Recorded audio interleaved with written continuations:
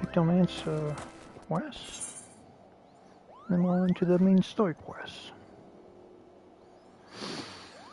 Kupupu was examining you for a lot too closely.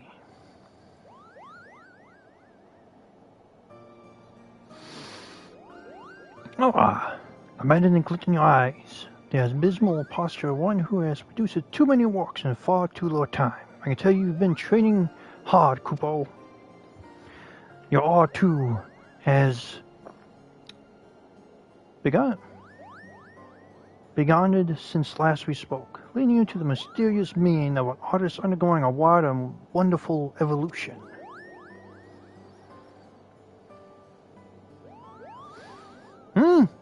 You think I'm making this up, do you? That I'm stringing together vulgar, relevant, fulminating words? Oh ye of little faith. Thank the Matron. Exactly, Kupo. We should thank the Matron for, all the best in Nampako and our bounties, but why are we thanking her?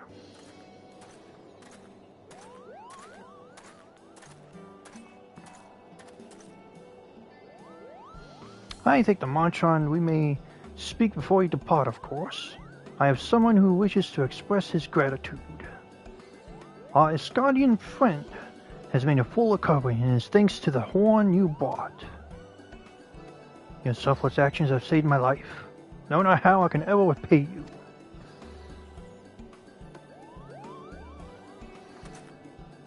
No need for that, Kupo.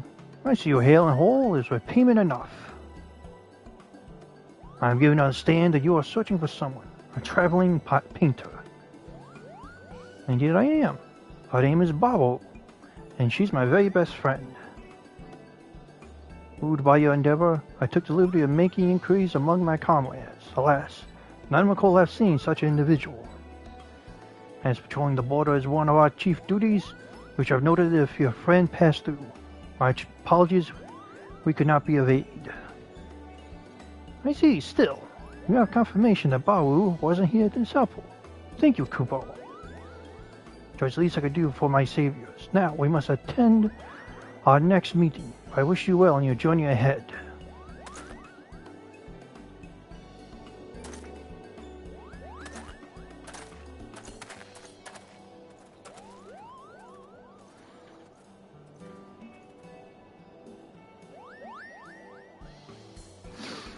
Where could Baru be?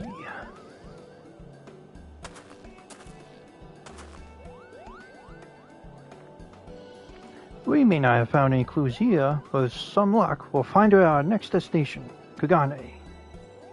Getting there, however, will prove a challenge, unless you visited the Far East before, Felicia.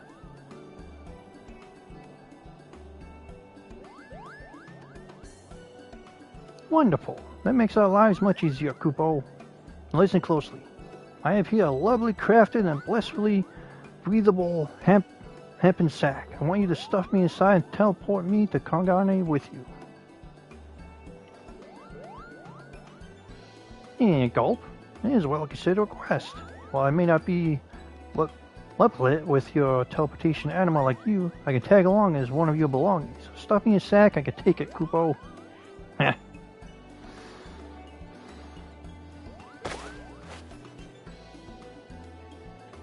You're now carrying a Kupo-sized sack. It would be prudent to handle your burden with utmost care until such time as you reach Kagane.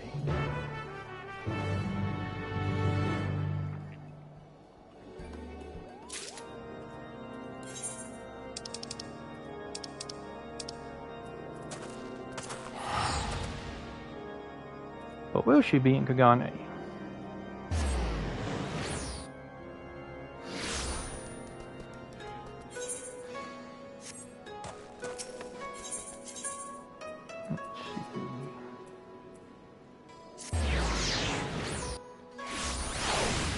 By the barracks. The Kupo-sized sack is wriggling rigorously.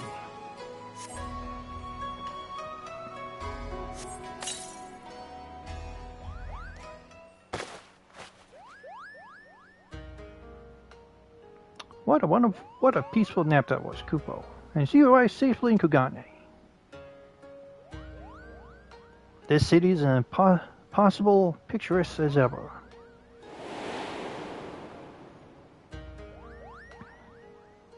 Why, when I first arrived here with Barrow and John, I thought we were in a waking dream, Kupo. We were all fascinated by the Far Eastern art, especially the bright, bold presentation of Hokai prints. It was a treat to view so many pieces up close.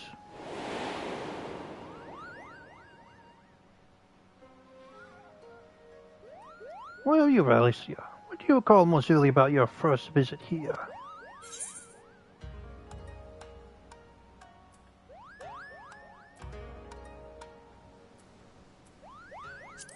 I was excited.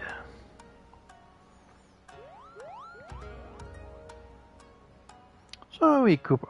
Everything felt fresh and fascinating. Buru was so taken with scenery, she climbed to the highest rooftop she could to behold the city in all its splendor.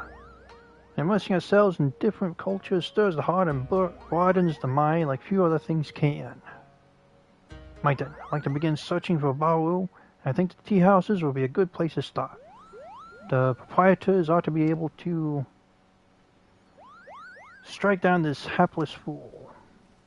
Precisely, Kupo. The proprietors ought to be able to strike down this hapless... Wait, who's getting struck down?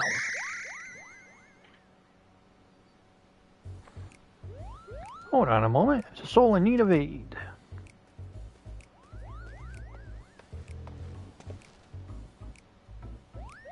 Now, what troubles you, good sir?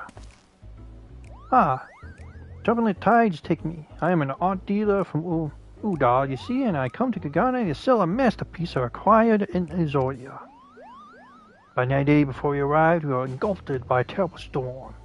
We walked in the world, barely able to keep this ship from capsizing, and the chaos the crate containing my precious pieces was cast into the rolling waves. That's tale of a Kupo. Any chance of that can be found? Assuming it wasn't dragged into the fathomless depths, the sailors tell me the crate has likely drifted into the Ruby Sea. Confederate waves. No one is willing to go and search for me. I believe it's your time to shine again, Alicia. You can help this poor fellow, yes?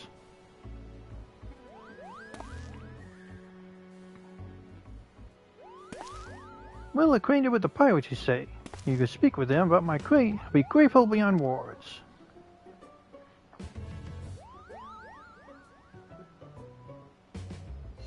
Are they going to have to do a favor for the pirates first?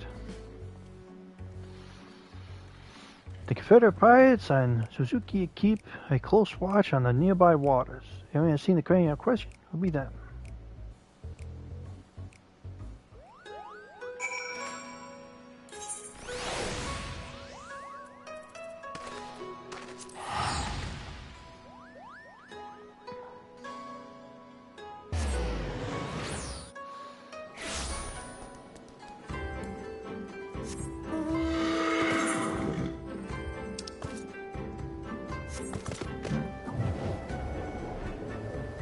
Gonna go down to the south. Guess so probably have a task for me to fight some beast in exchange with a crate.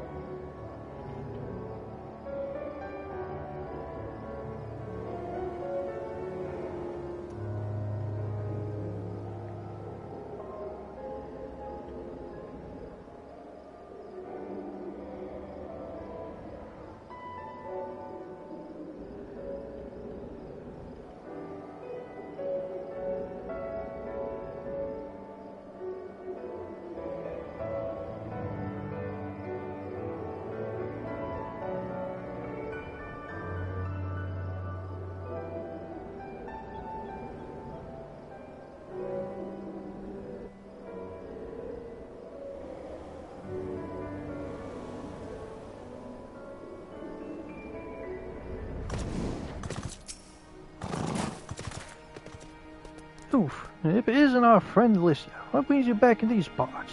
Business with Wasso and Tushi, perhaps? Tashi?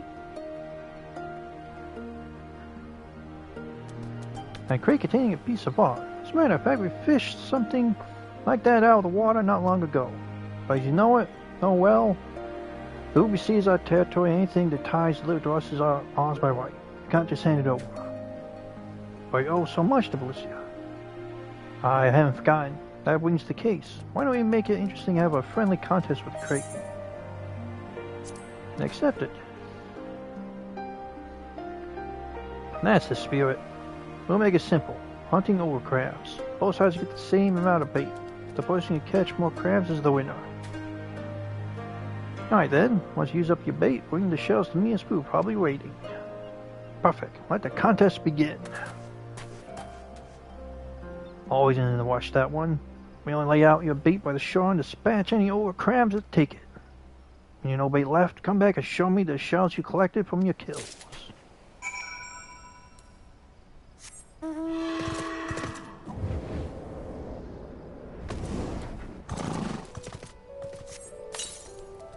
Yeah, boom already. Instead of being far from the water, it is not a hiding place for crabs at these outcroppings. There does not seem a promising spot to scatter bait.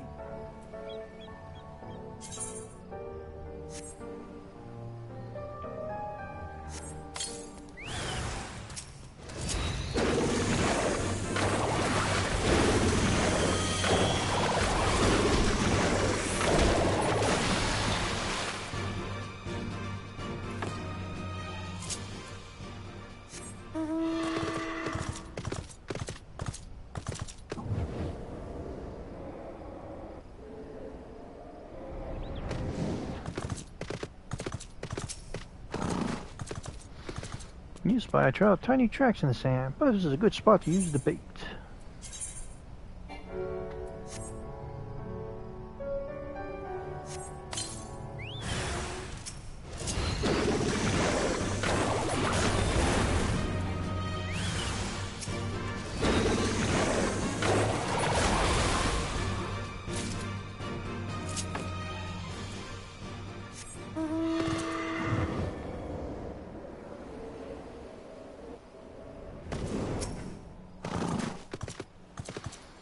These rocks might serve as a comfortable hiding spot for ogre crabs. Some are bound to emerge with scatter bait here.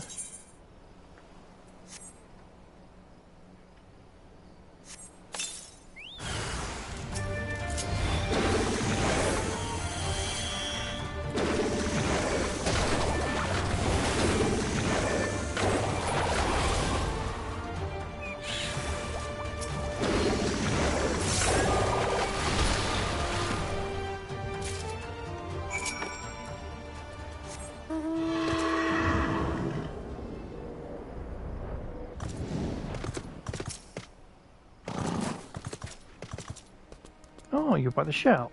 I'll take them off your hands then. And the winner is... there's your tie. Well done, both of you. Good show, Belicia. I expect nothing less from you. Man my war, so the crate's yours. Though it was just a friendly game, it was a privilege to go up against you. I'll be sure to tell everyone about it.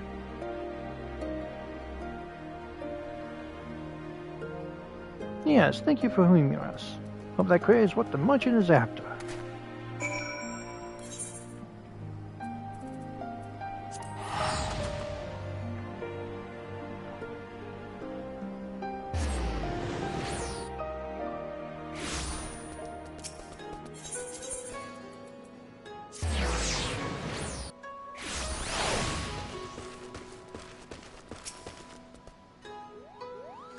Ah, you returned. Were you able to find my crate?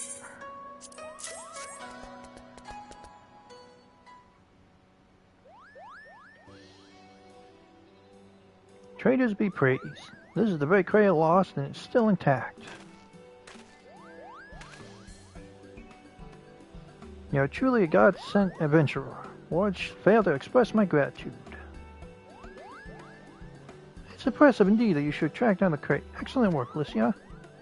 Remind me, what was in this crate again? A painting? After having been adrift for so long, hope it ain't been ruined. Judging by its condition, I want to believe that all was well. But let us see.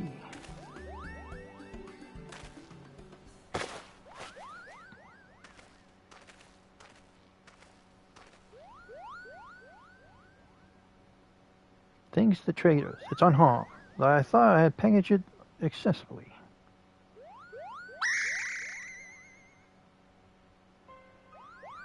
Pluck my plume. That's one of John's pieces, Kupo. Oh, you have a keen eye indeed. This is the work of the traveling artist John, painted in the winter of his years. I purchased it a few moons ago from a young lady who was his apprentice. Oh, Kupo, I've been such a love for her. Do you know where she is? Oh, she was a friend of yours, I take it? Please tell me everything you know. Where you met, where she might be now, everything.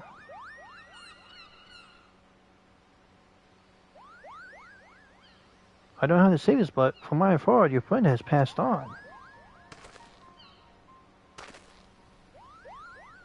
She has come to Udar to sell a small trove of John's paintings. His works are extremely rare, so it costs quite a store among art dealers.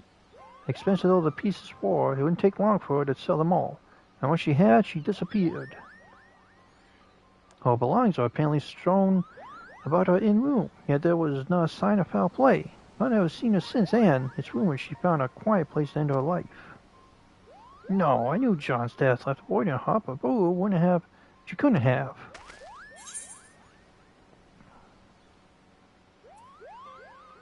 Yeah, just a rumor.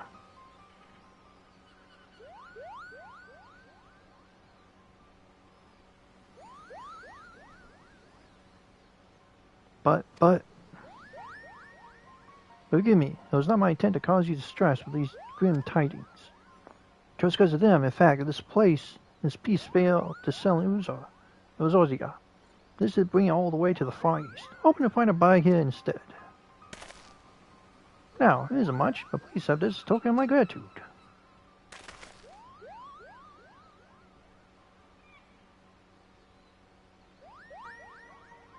With that, I must take my leave of you and go meet with a prospective client.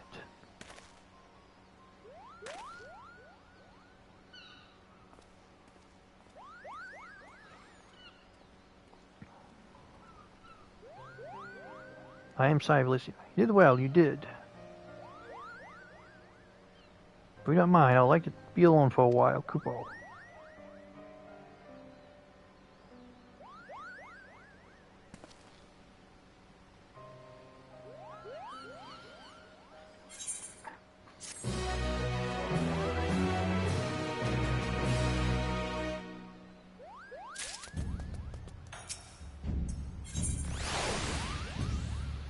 Bo's Clues.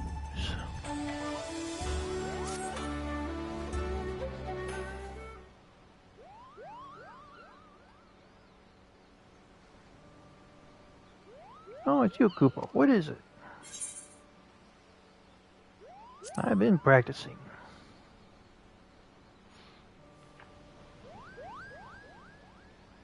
I'm glad you're doing well, Kupo. The guys know I'm not.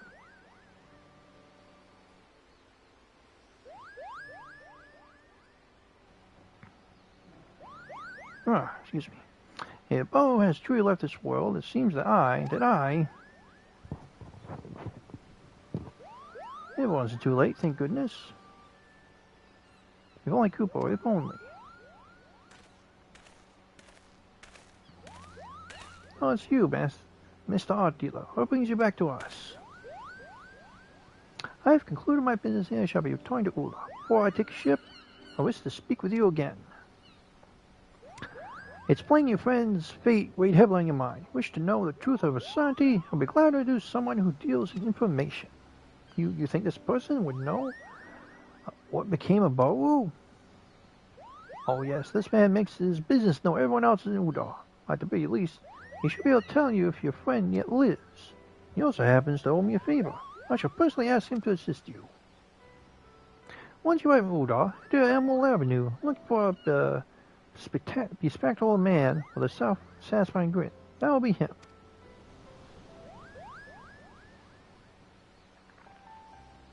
Now then, it's time I boarded my vessel. Farewell, my friends, and best of luck in your search for the truth.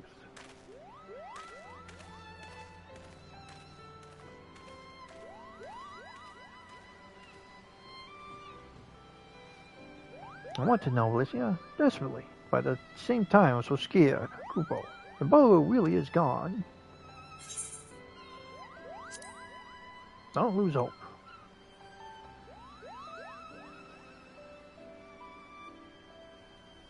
Shining light of hope for me, are you? You've grown so much as a pictomancer. Thank you.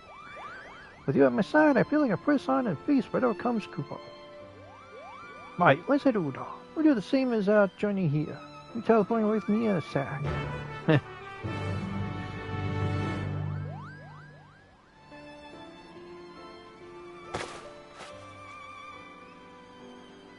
Yeah, the chemical size sack. Pulling the handle of the burner with utmost care until such time as you reach Udar. To Udar we go.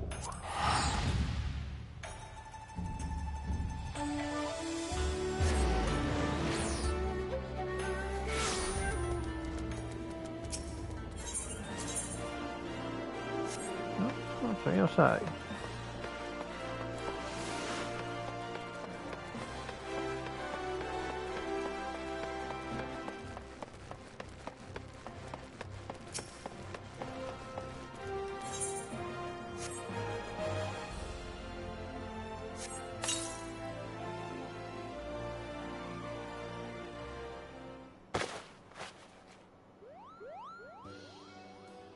Whew, that was a lovely little nap. And just like that, we've arrived. The towering cityscape, the dry desert air mingling with the scent of gill. There's no mistaking of Udar. Now then, we should find a fellow who deals information, Kupo.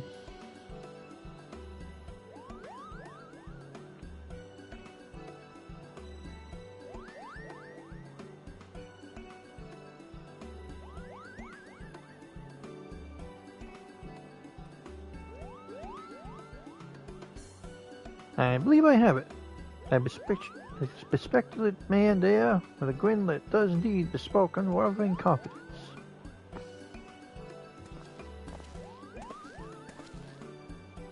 Well, isn't the pair the art dealer called about?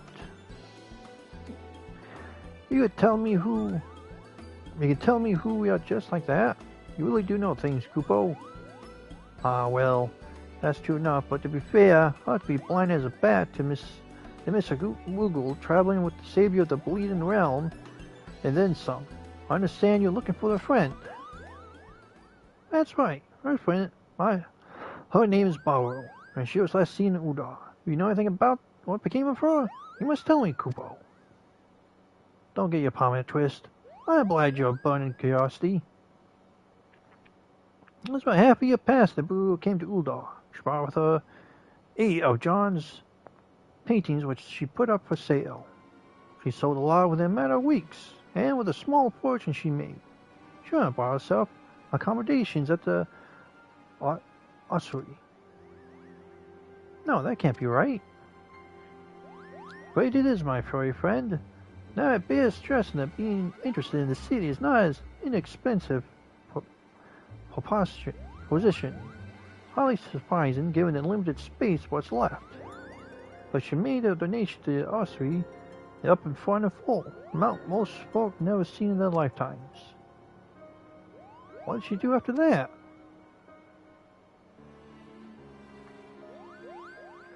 That remains a mystery. The room at the end was found near tidy. You wouldn't have known she'd been there if not for some personal belongings left behind. Among those of greatest interest was a set of traveling gear, a coin purse containing the payment for the room, a letter which says she wasn't coming back.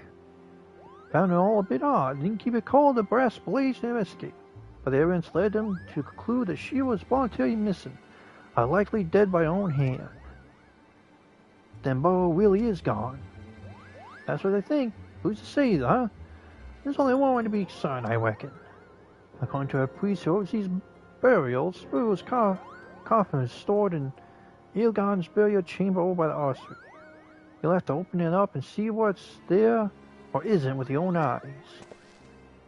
I'll go there once, Kupo. And off she flies. You should go with him. Depending on what's weighing, you'll need support. And she staged her death. Kidnapped. Or something more sinister.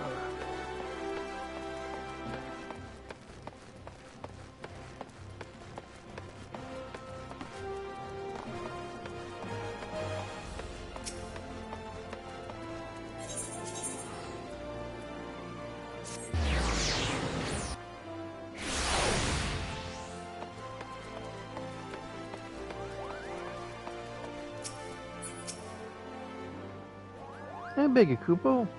You only be a little peak. That does not make it any less an act of defilement. We do not allow you to disturb the dead. Alicia, this priest says we can't check Bro's coffin. Please explain the situation to him.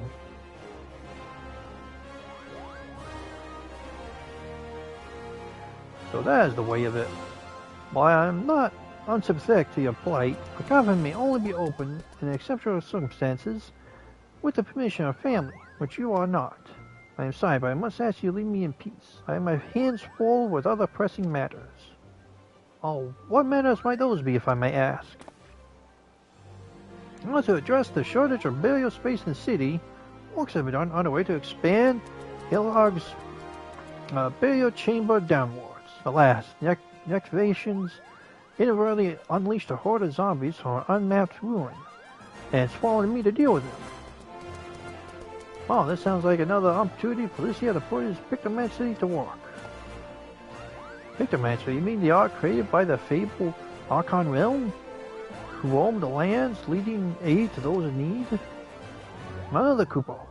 The matter of the tomb can wait. Let's tend to these zombies first. Wait, I should be most grateful. Zombies have taken to prowling the Shal Sadar excavation site in Central Tharno. Please see that those tormented souls finally no rest. Tormented souls. Yeah. Let's see that. Yeah, Central. Yep.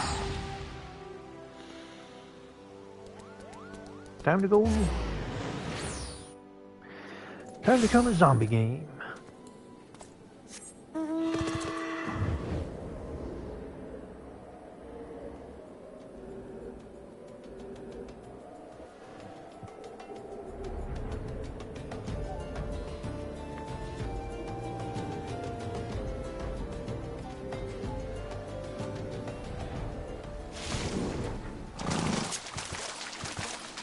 Zombies versus paintbrush.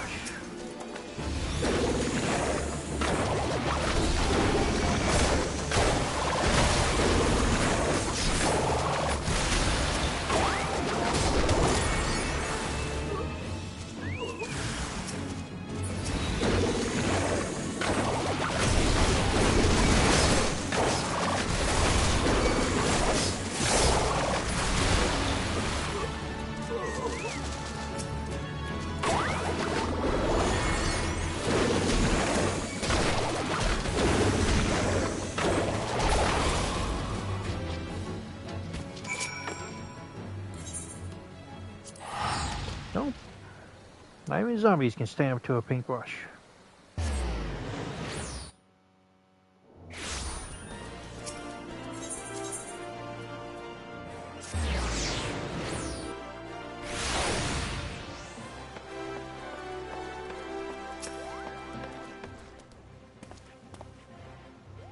The zombies have been dealt with? Wonderful. Yeah, my heartfelt thanks. Good. Pictomancer. While you're away, I spoke further with Kupuro about his relationship with Mistress Bo. I understand now that they were as family as one another.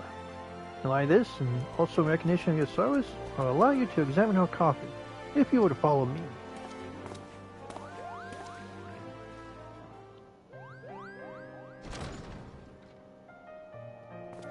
My guess, we're going to find a painting that has a hidden message in it.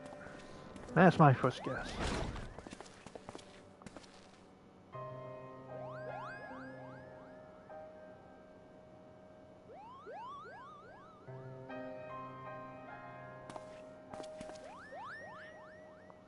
This is the one. If you're ready, I shall open it.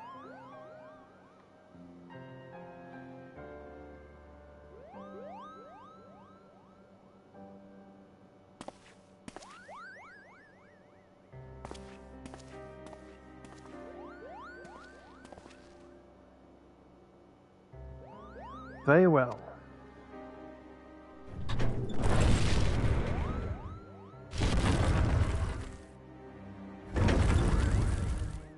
Please don't let it be her. What? What is this, Kupo?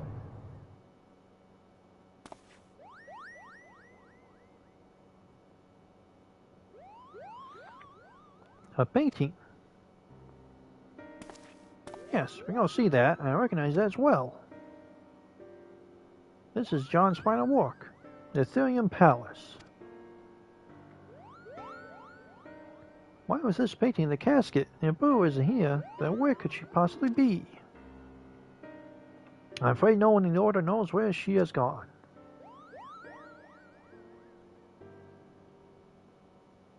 Several moons ago, Mistress Burrow came to us unannounced.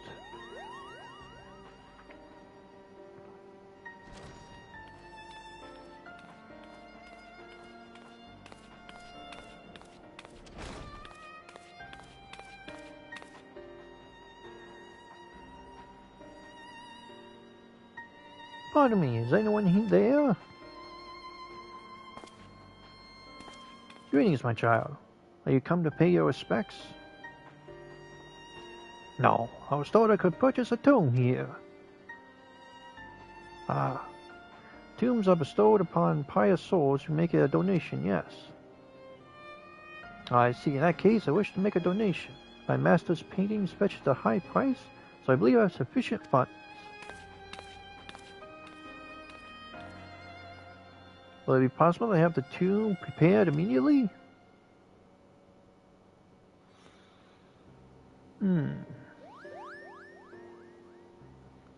In that manner, did she secure burial rights, so he set about making the necessary arrangements.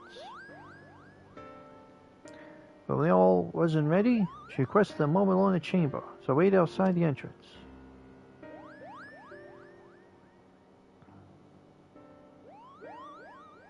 When did she not much after time went back to check on her, only to find that she was gone. There was only this painting and a handwritten note instructing us to inter it. Are you saying Burrow vanished into thin air?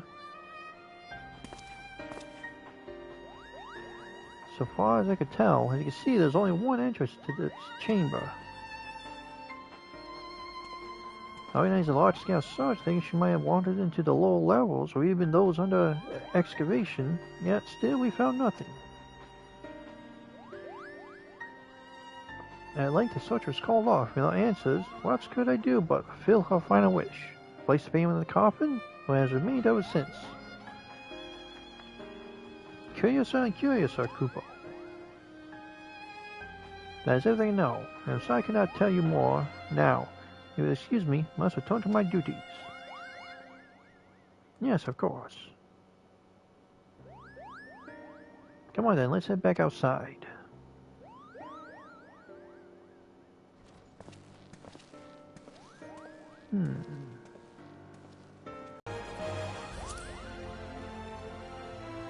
Yeah, painting's the key. I hope so, Kupo, because if painting can help us find answers, I have no idea where we to go from here. It's supposed to back to the search. We want to make some time to ponder things and see if we can't think of other leads to pursue. Meanwhile, please continue to train. Think colorful thoughts. Keep your brush palm supple, and come and find me when you feel your artist's aura has grown further, Kupo.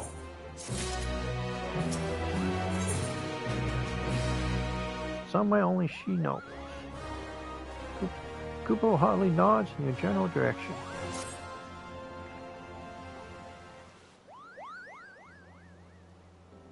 My Velshia, I can tell you've been applying yourself to your training. Ah, yes. The enigmatic aura of an accomplished artist is unmistakable. I'll put in mind of John if he was in his prime, Kupo.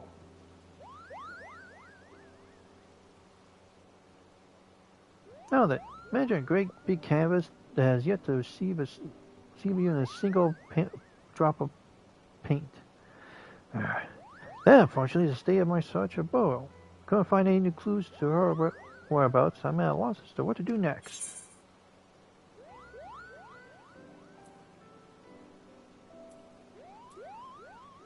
Yeah, why did you separate?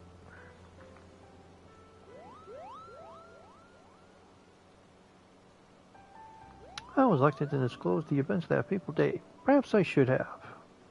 Let us speak of the very root of our troubles. The argument that led Boo and I going our separate ways. On that day, the two of us returned to limits of Lamansa after a journey, of course without John's company. Old age and long years in the world had taken their toll, and we had made the difficult decision to leave him in the care of Tectonium. With a smile on his face as he lay in bed, he had watched us well in our coming adventure. We reminded Boo that she mustn't.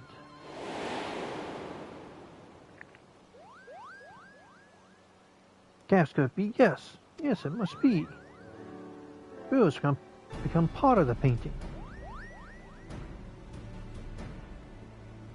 I don't blame you for being confused. I promise to make everything clear soon, Kupo. Ashia, you have been the best student I could hope for. You've trained diligently, aiding those in need, and kept your promise to me. I couldn't really ask more of you, but for this thing I'm about to do, I'm afraid I must, I beg you, lend me your strength one last time, Kupo.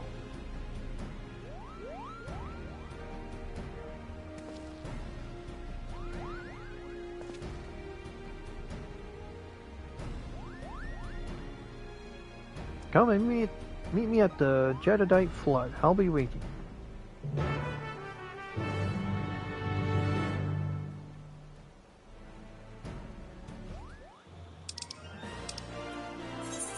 Jadadite flood, what is that?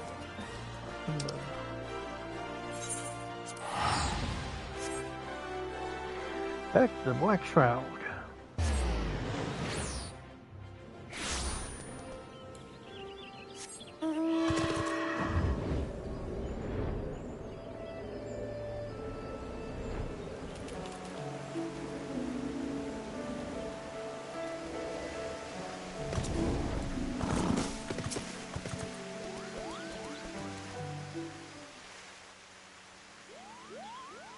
There you are, Blicia. I know you must have many questions. Let me explain everything, Kupo.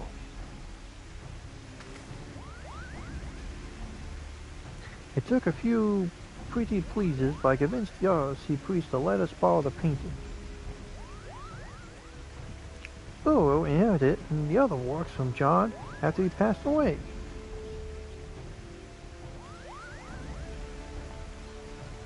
On the day of our argument, Boo and I had returned from our first journey together, as I said. But when we arrived at the Centennium to see how John had fared in our absence, all that awaited us was a few of his paintings and personal belongings.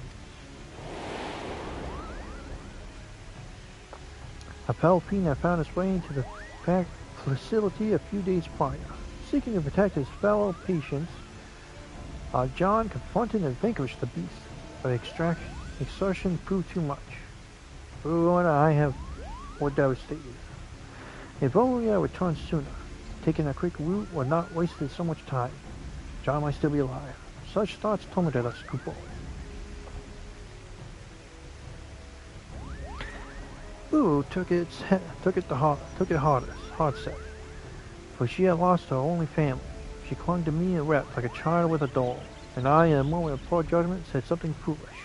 I told her that she needn't depend on me so, that she could stand her own 2 years pictomancer, and that she should.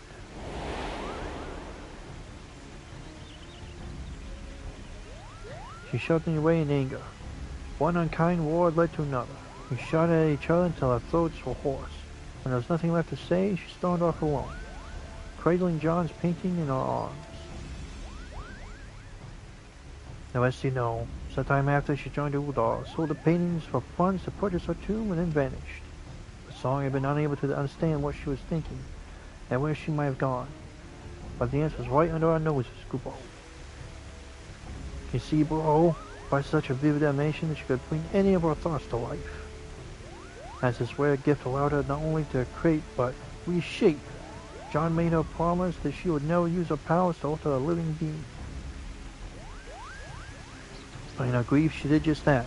She made herself one with this painting. It's hard to believe or know, but the painting itself tells a tale. Once it exudes warmth and whimsy, now it's shrouded in a trifling pale of sorrow. And this brings me to my request. Using my own matchsticks, I want to enter the painting and city burrow, but I don't know if I could do it alone. Can I rely upon your aid, Lucia?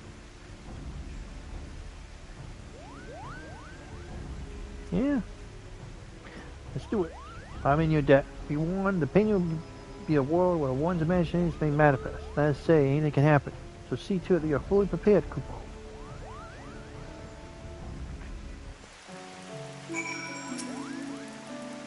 Into the painting we go. All set to into your painting, Kupo.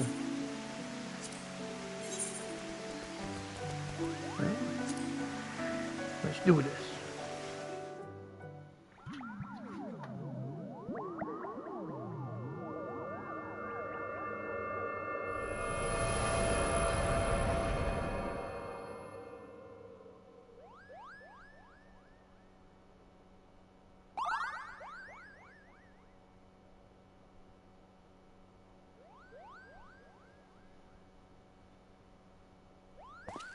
Looks like we made it, Kupo.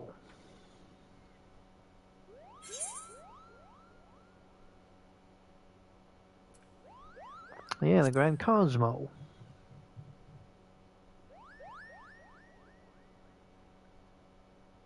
Oh, is this scenery familiar to you? Yeah, it's a dungeon. You've been to such a place in another world? The mere thought of it boggles the mind, Kupo. As I recall, John saw this opulent palace in a dream. It was a spider created on the canvas. Perhaps his arcane affinity allowed him to visit worlds beyond our own in his sleep. Or perhaps someone from the world sent him the vision, Kupo. Regardless, we're gonna download within the painting. Boo must be here somewhere. Let's go. Time to get busy.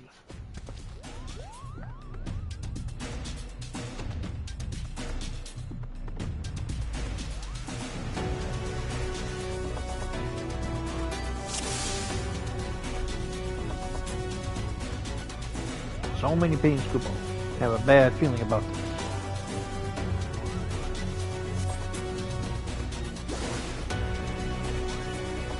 Yes, dear, but welcome. Have at it.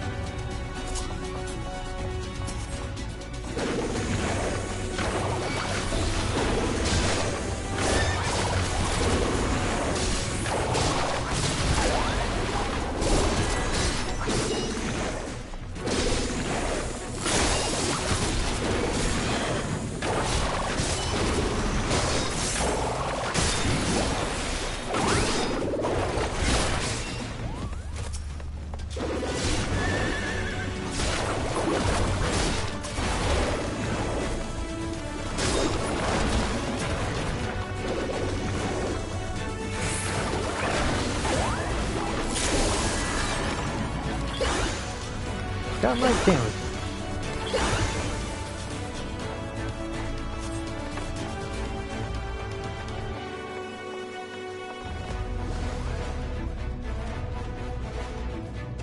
Ooh, and John and I once encountered a griffin like that in Guadana.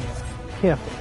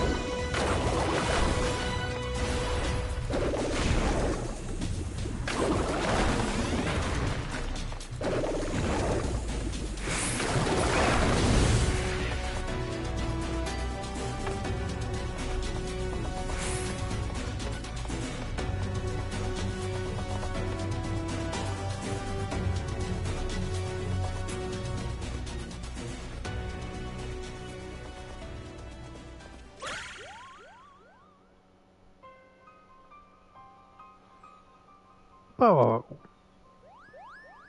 It's me, Kupo. I've come for you.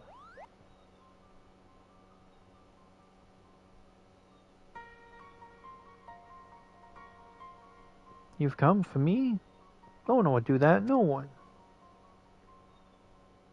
Master John is gone because of me, because I was too late. You mustn't say that, but oh, you're not to blame. Even Kupo has abandoned me, my only friend. That isn't true, I'll always be your friend, no matter what. Please, Ball, please come back to me.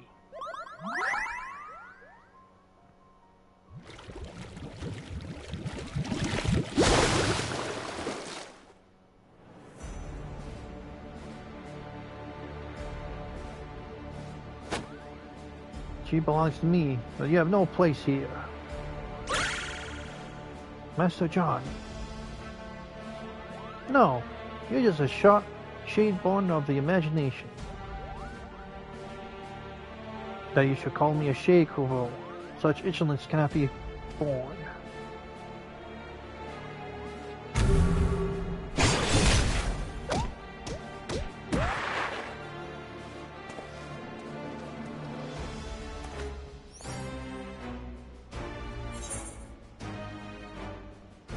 Yeah.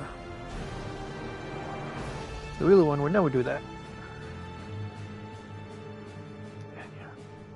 A pictomancer, one in possession of my soul crystal, no less. An imitation. You're no match for the master you aspire to be. My imagination is my own, and is more than a match for yours.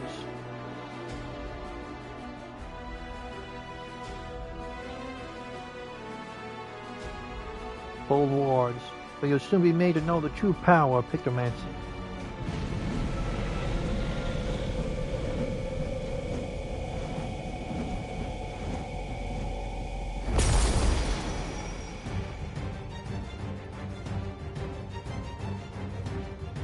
Here within my master work, imagination decrees reality. I shall paint the finishing touches and shades of your terror.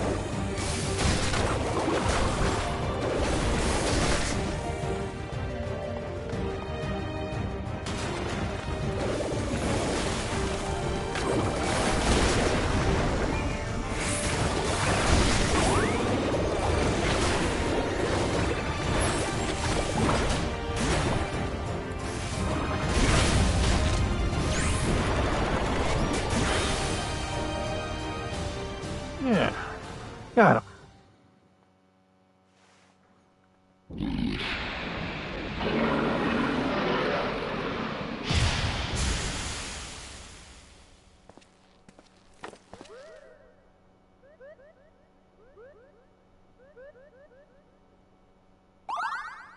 You did it. Your imagination triumphed over his.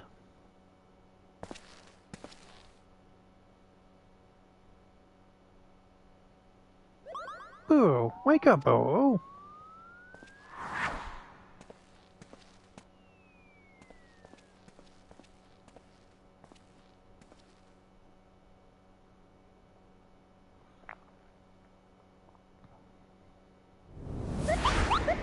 Come on now, you stunning fool of a Lalafell. Snap out of it.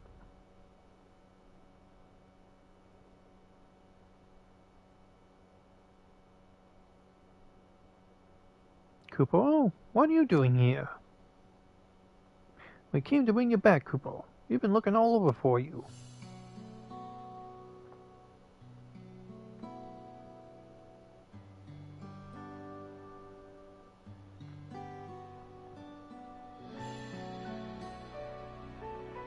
I never thought that anyone would come after me in the painting.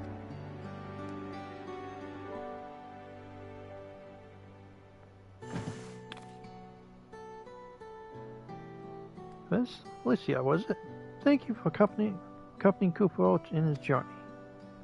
It's my duty to help others.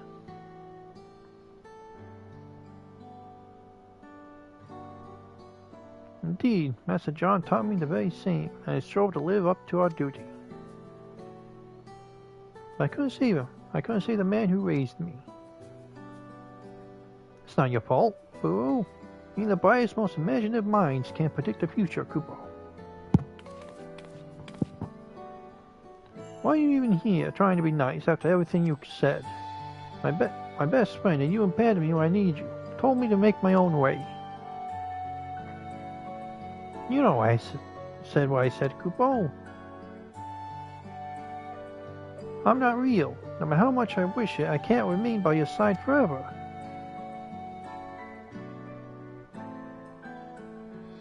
Like the John we defeated, are a product of pictomancy, your imaginary friend and nothing more. Oh wow. Wasn't expecting that. It isn't uncommon for children to have imaginary friends. They create us in their minds to help cope with their struggles. Let children grow up. When they do, we disappear, Kupo. You don't have to disappear, though. I painted you into being, my very first creation. Just like I painted Master John, so I could fix my mistake, so I wouldn't be alone.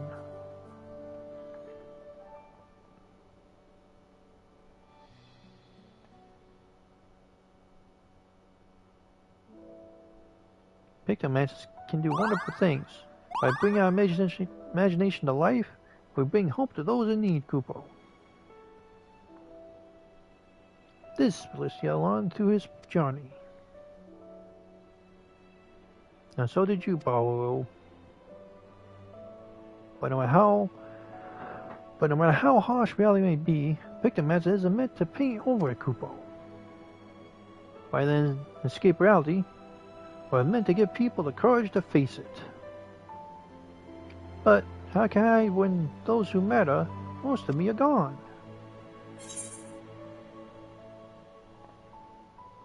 Yeah.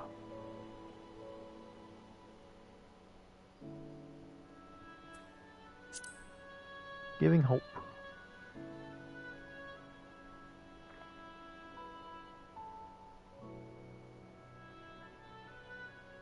Giving hope to others as a pictomancer. Perhaps I can find the strength to stand on my own by holding them in my heart.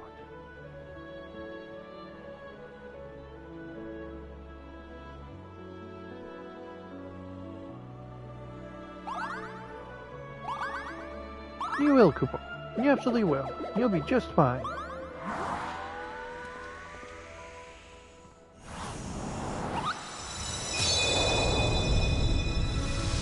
Safe in that knowledge, I can now take my leave, Kupo. Farewell. It was a joy to journey with you. Farewell, Boo. You're my dearest friend and you always will be.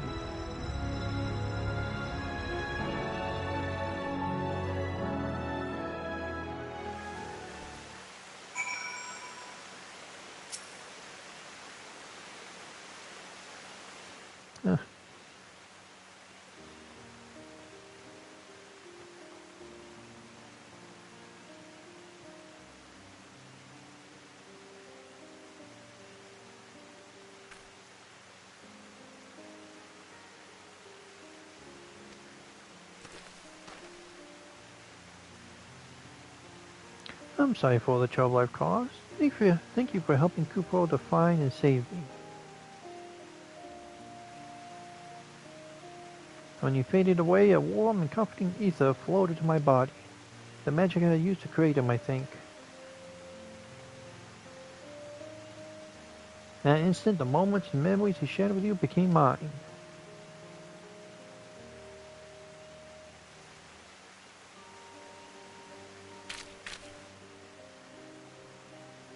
The shot of the shroud, the chill of Corthus, the brilliance of Kagane. To you traveled far.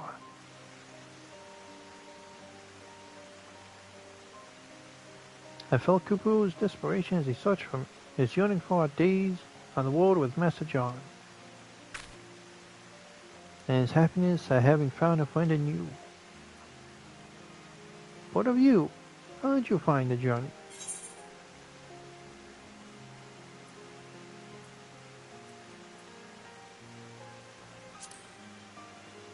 Yeah, I'm enjoying being a Pictomancer.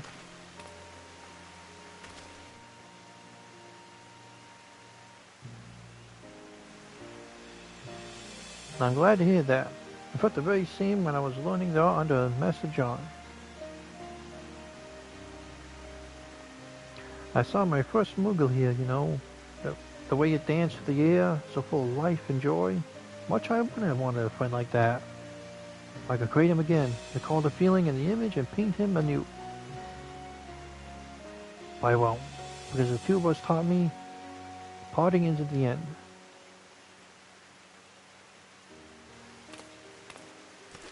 Thank you for everything you've done for both Kupu and me. From here I'll set out on another journey as a Pictomancer. Wherever I go, I vow to paint a path of hope as Master John once did, and just as you will continue to do, I'm sure.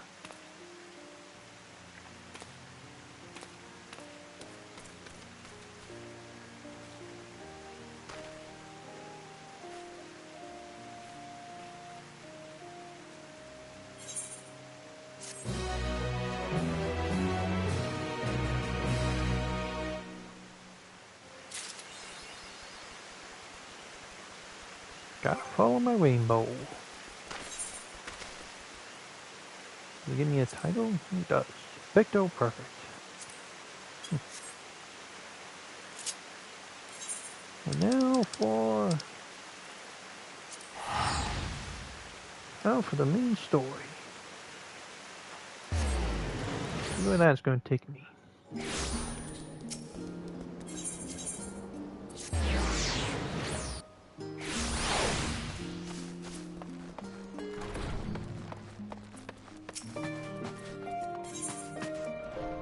A new world to explore.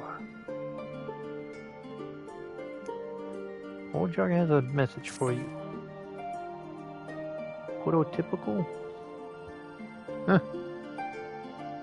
Welcome back. I have just a word from Evanville. It seems he's managed to secure Patches Terrell aboard a guild ship vessel. Why don't you wait in the main hall while I go and inform your travel companions? It should only take a moment.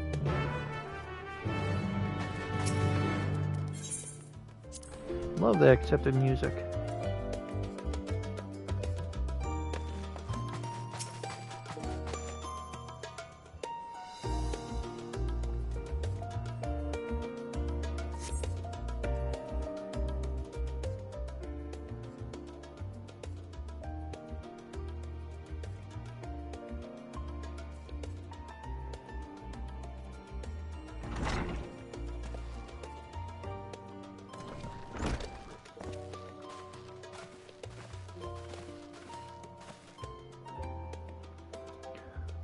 Old Chica gave us the good news.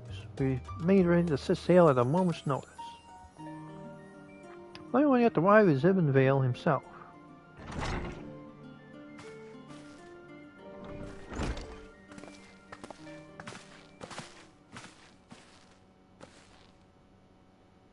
Ah, you're all here. It took some preparation, but persuasion, but the Gleaners Guild ship has granted us places aboard a vessel bound for Terrell. There'll be other passengers, researchers and artisans and the like, so I'll need to share deck space. That's fine, Evanville. I doubt anyone expected we'd have a ship all to ourselves. Not casting out just yet, so if you have any lingering concerns, now's the time to voice them. I wouldn't call it a concern, but everyone's still clear on what we'll be doing in Terrell, yes? We've not forgotten. The nation of Twiliol is in the midst of deciding its next ruler. As your chosen allies, we shall assist you in doing the rite of succession and support your bid to become Dawn's servant. In addition to that, Alphano and I have another objective. As part of its reconstruction, Gullimold seeks ways to reconcile and re-engage with its neighbors.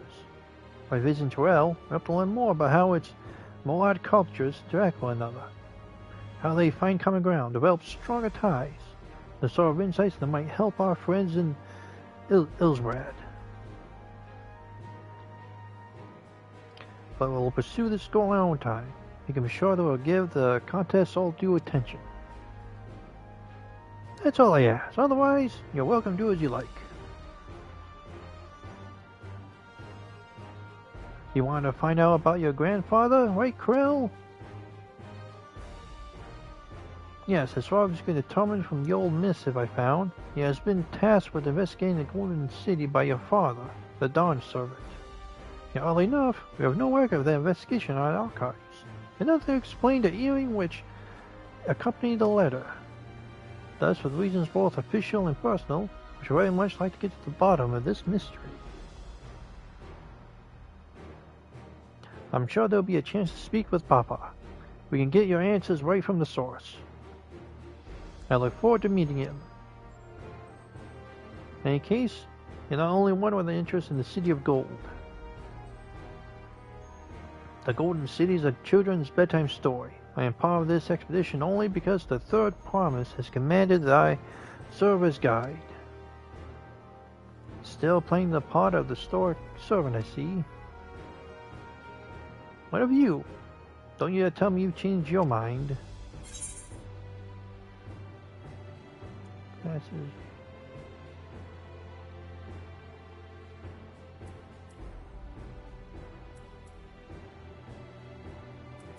Yeah, I go where adventures to be found.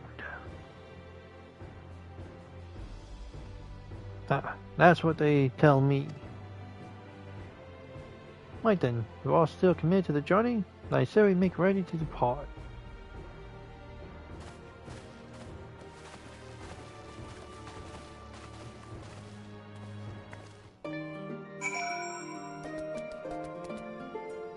To a sailing we go.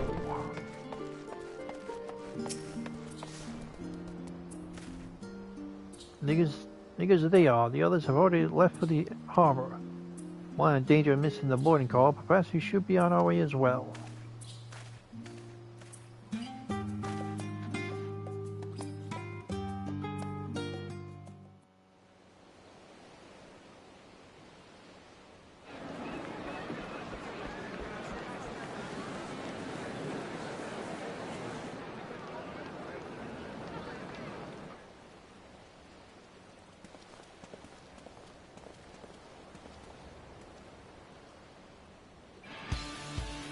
Savoring the moment. Yeah.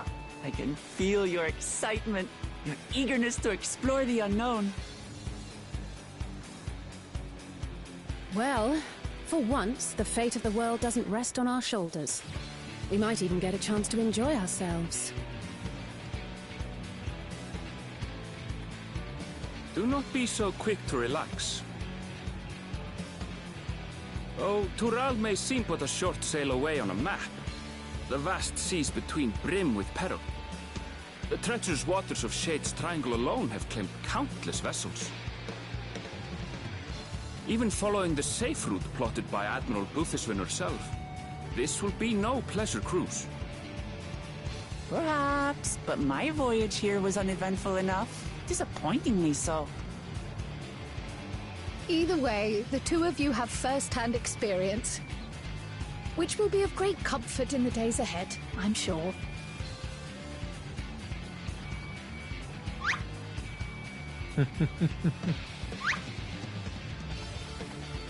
Aye, it's nothing new to us. All aboard! We're casting off! It's time. I trust you have everything you need?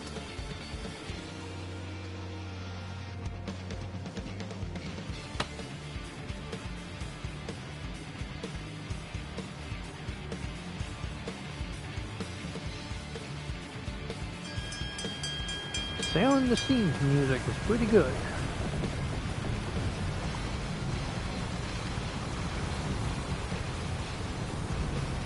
And so does our ship cast off from the docks. We sail west, as Cattenram did some 80 years past, bound for the New World, known to her children as the continent of Toral.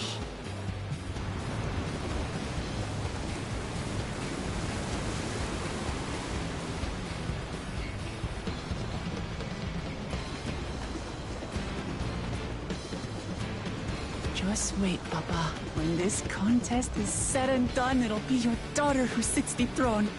Me! Waklamat!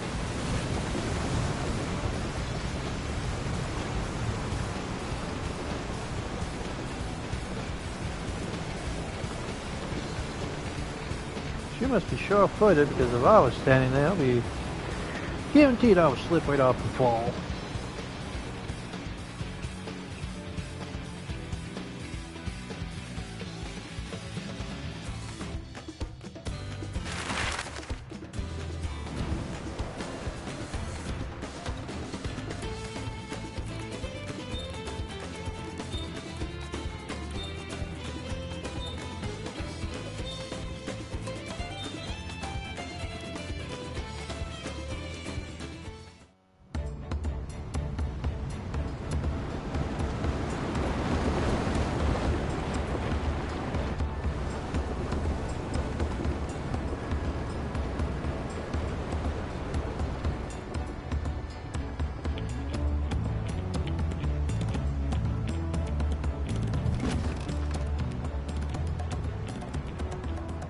Smooth sailing so far? Aye, so far so good. But this sea, she's a fickle one. Calm one moment, blowing a gale the next.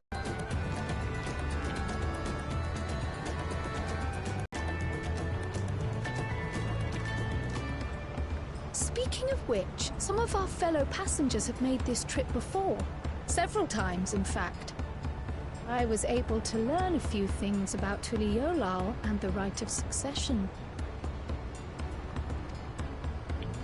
Since we still have a long way to go, why not have a chat with them yourself? I'm sure you have questions of your own.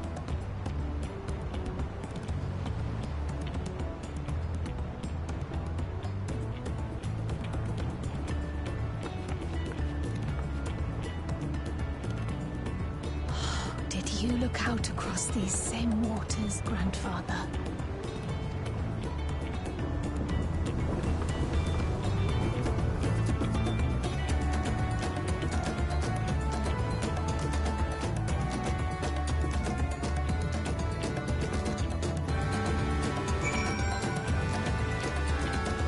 Time to mingle. Oh, this will be my first visit to El. Quancharatan's the name. I was working at Ellis, this time's Aetherix and Undar, you see, but my appointment with them came to an end. That's why I visit Shalala, in the hopes of starting over. While I was attempting and failing to find a new job, I seized a chance to board this vessel when I overheard room for another passenger had suddenly opened up. I'm told the Dawn Servant works all, regardless of origin, so Turalia seems like the perfect place to begin anew. Hopefully things will be better this time. Got someone looking for employment? I see you in your job before. You're a great and famous hero. Yeah, I've had enough of playing the simpleton. There was a time when we took great pains to maintain the deception. With more of you as origins coming to Australia, it's becoming practical. Besides, my mercenary days are over. Too many of our war bands are falling, so we head home to lick our wounds. Guy going home? My story, well, since you asked, I wanted to retrace the historic journey of the great Ketawan. You know, the first historian set foot in Trail almost 80 years ago. Momojar's leader is said to have welcomed Ketawan with open arms and sent him home with a bounty of silverware as token of their friendship. But the real treasure was the crops he brought back: potatoes, tomatoes, and corn, which spread across the ocean like wildfire. This grand adventure led to a culinary revolution. Tales say Ketawan would turn Trail 7 times of that, but his ship vanished during his last recorded voyage, and is never heard from again. That even a seasoned explorer like him could meet such an end is testimony to the ocean's peril.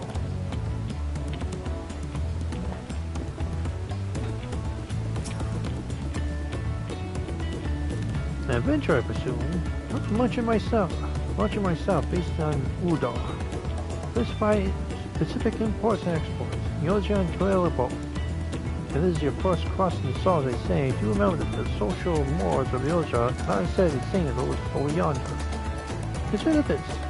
It is not common for various races to be referred to instead by the names of certain clans.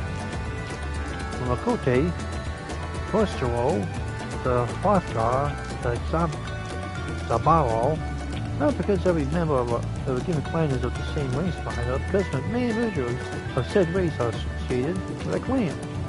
Fair assumption in certain cases, but they care not to give offense.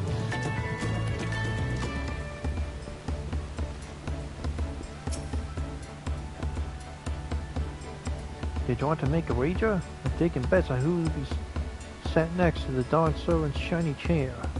There are 4 climats in the right succession. The young Wukla being one of them, of course.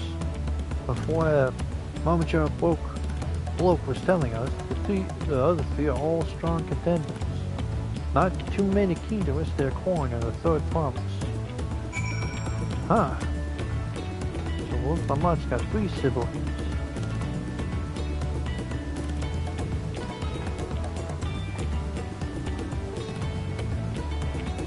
Or at least 3, not siblings, but 3 family members to contain with. Did you learn anything of interest? Oh, I haven't heard about the clan names, which are Wokama and Iberville teach us the ones we should know. Actually, it's getting a little chilly up here on deck. Let's gather in the cabin.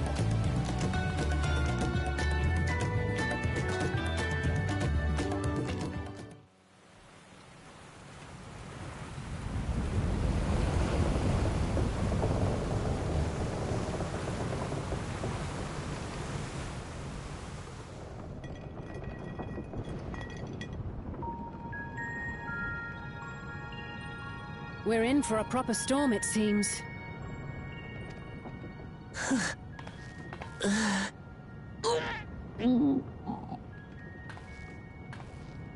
How's your stomach? Any better? I don't know what you mean. I don't get seasick. Storm I'm just sick? feeling a little nauseous is all. Isn't that what seasickness is? Erenville, you were born in Tural, yes? Do many Viera live there? The Shetona, as my people are called, have settlements mainly in the north, in Shaktural. And your family? I know nothing of my father, not even his name. As for my mother...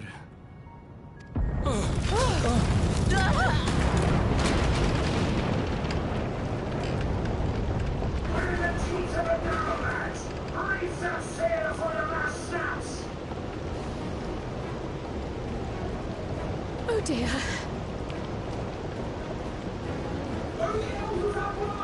This wind's too strong to take any sound! I'm going off the mast!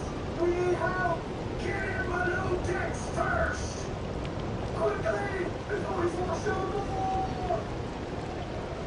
Come, we should lend what aid we can.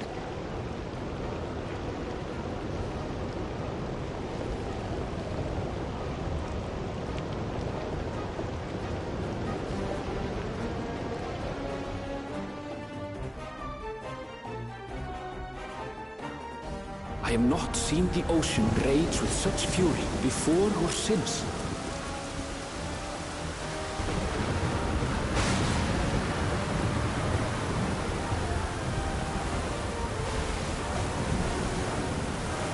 The heaving waves tossed our ship about like a toy, sending sailors tumbling. The dauntless Alizé, quick to the rescue, was almost lost to the sea herself.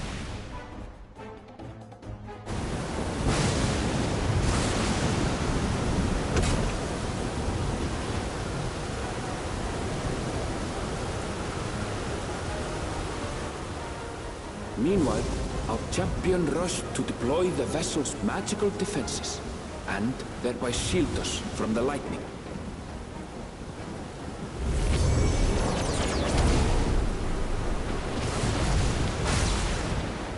What an extraordinary life he must lead to be able to operate such a device with practiced ease.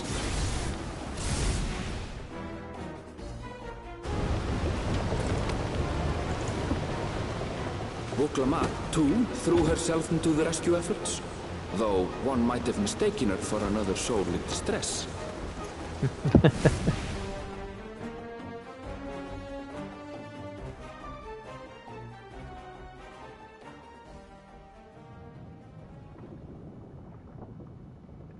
By the time the unruly seas had calmed, our strength was all but spent, and we had yet to even glimpse the shores of Tural.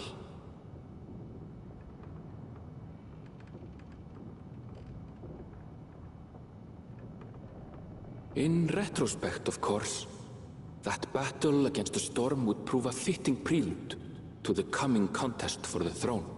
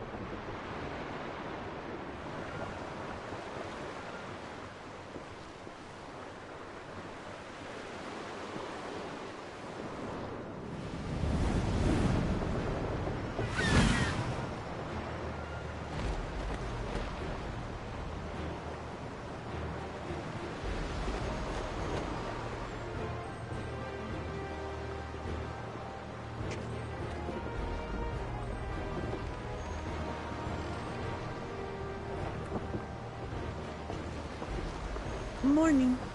Joining us for some fresh air? Seems my belly has settled along with the weather, but I'll feel much better once we're on solid ground.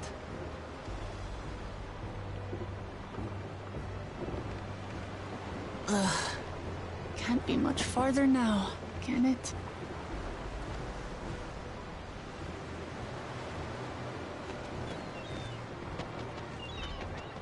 Seabirds. Land must be near. You need only hold out a while longer.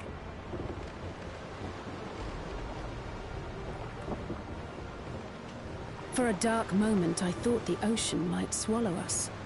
Glad to have my pessimism proven wrong. In other good news, I examined the sailor who took a fall, and he's faring well. I'm sure he'll make a full recovery. Good news indeed.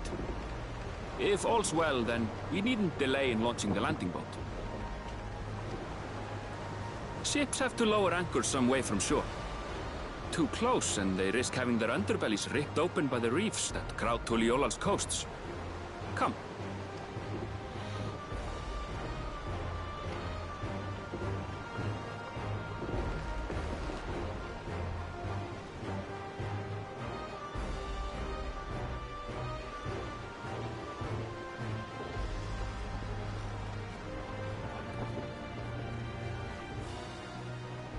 Thanks for bringing us all this way. Ha! We only did what we were paid to do. Couldn't hardly set you adrift halfway. If anything, it should be us thanking you for helping us through that beast of a storm. As a matter of fact, everyone's starting to fancy your chances in the contest. At this rate, we won't be able to lay wagers no more. Then I better not let you down.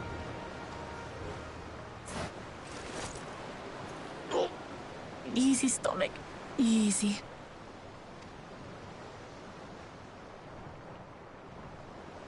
We're the last to board.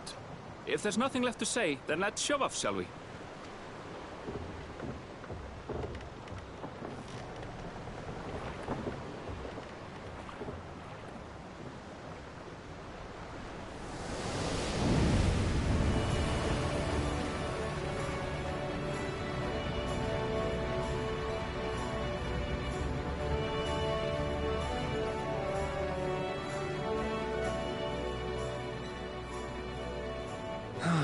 Blue seas, clear skies, and boundless possibilities. I dare say our destination will soon be in sight.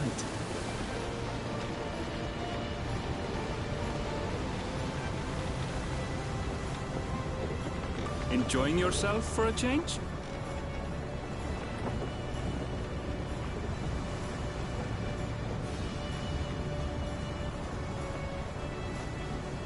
There, look, my friends.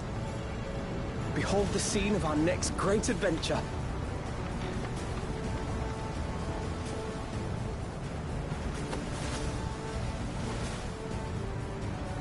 At last, we are come to the land you call the New World.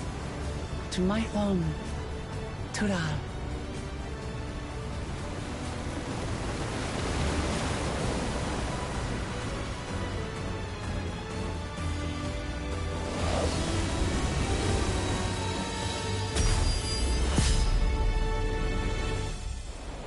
Dawn Trail.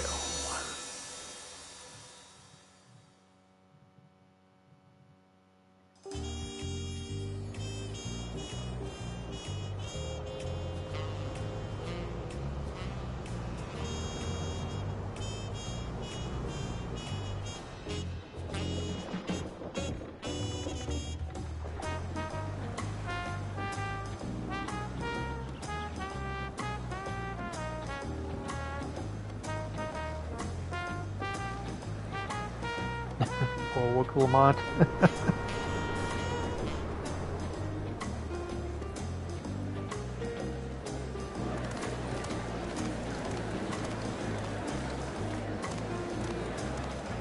Loving the colors.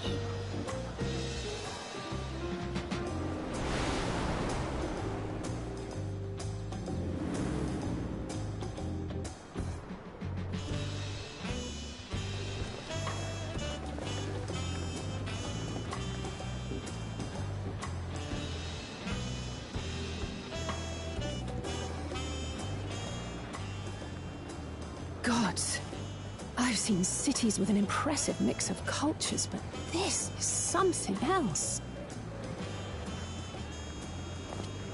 Is that a... No. I've never seen Vanu feathers in that color before.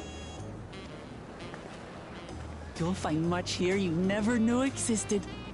There may be a sea route now, but visitors to Tulihyolal are still few and far between.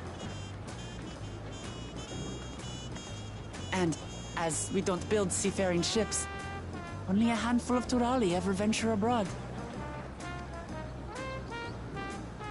Mamulja sellswords mostly. Those willing to play the fool sail with Lominsan merchants to secure employment in Eorzea. I suppose that makes us a rare sight in your country. Rare and currently undocumented. Were there some forms we should fill out, or...? Forms? Did you forget who you're traveling with?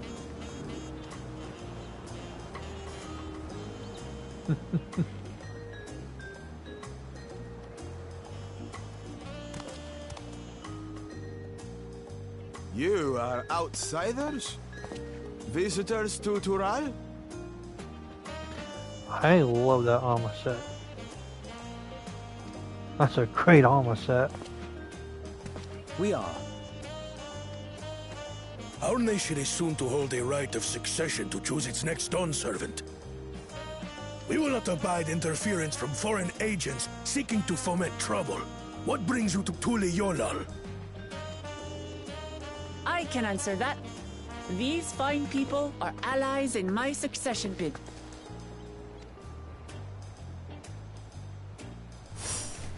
Third promise. If you vouch for them, then all is well. Of course. Please, accept our apologies. No need to bow and scrape. That our soldiers are so diligent in their duties fills me with pride.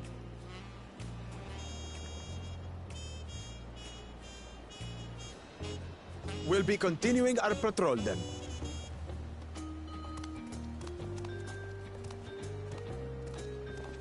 And that shield and sword, also really good. Well, well. You really are a figure of authority here. Are you suggesting I don't look the part?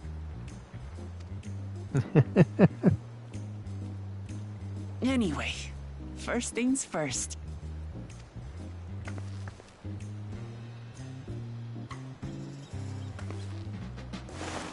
I bid you welcome to Tulihyolal.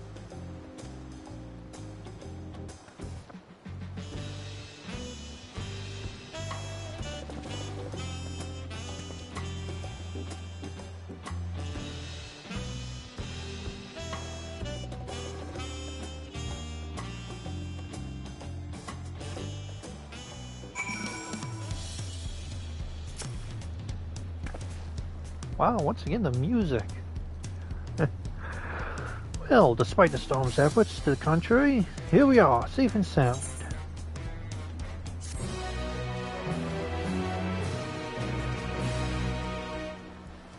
You arrive in Tuelia. You can return to the city at any time by speaking with the swarthy sailor in Scarlet Harbor in Oshal.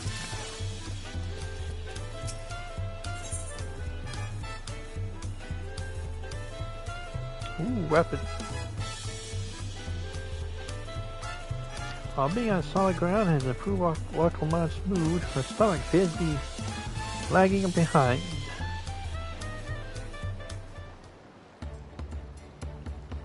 Right then, first things first.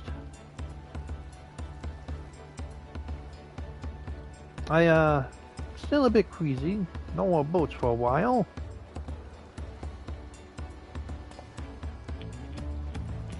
Elias, we've just arrived, but we should get you familiar with the city before the rite of succession begins. No arguments here. I'd very much like to explore. And I'll guide you. Are you sure you're in condition to do so?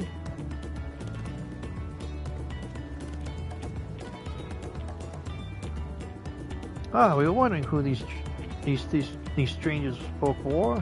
So the third promise has found ourselves some new followers then.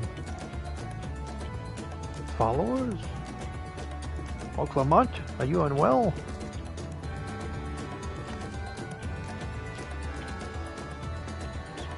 No, not all. Could be better. Third Promise does not get seasick. No, sir.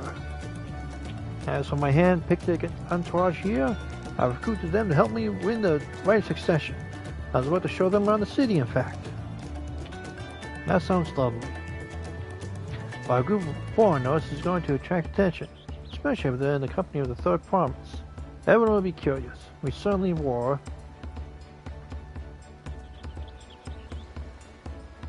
Your siblings have a tendency to command a respectable distance, but you're just so easy to approach. I enjoy you so much when you do. Please don't ever worry that you're a bother to me. You're very kind. Good day to you, Third Promise.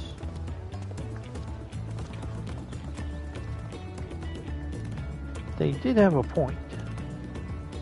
Welcome Mod is technically royalty here. Like it or not, most of our stash and surrounded by this many outsiders is bound to draw a crowd. Wait, what do you mean technically? Suggest we move to two groups as to attract less attention. Just technically ignoring me then.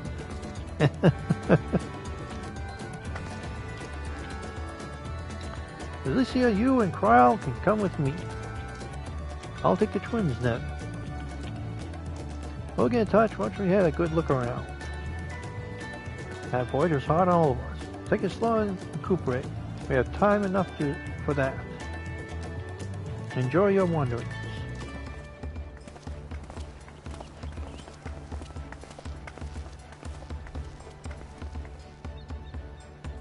Perhaps we should wait a bit. At least till Lamont's nausea subsides. No need for that. Look, I'm ready to go. Oh.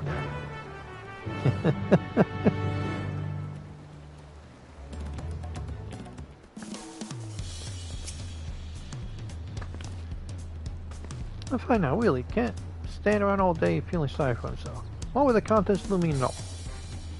Now then, since we're already here, I might as well tell you about the harbor. Inneville already mentioned the rifts in the coastal waters, which explains why you don't see any big ships mooring at the docks. Any vessel with shallow drafts can navigate the bay, mostly small fishing boats or barges ferrying cargo down the river from inland settlements. Much of incoming traffic is from Woklal, the southern landmass. The clans there produce various goods for export. Their wares unloaded here and carted off to merchant stalls in the neighboring markets. Speaking of which, Paisebur should be our next stop. Luckman Camilla now accompany you, either at your side or to proceed with quest objectives. You can leave your quest companions behind by entering a different area or by speaking with them and selecting the option to part ways. If you wish to have your companions join you again, return and speak with them at an original location. When in company, you may encounter the conversation points, along way which offer additional topics of discussion. At the going end, speak with your quest companions and initiate these bonus conversations. Enjoy exploring and surrounding together.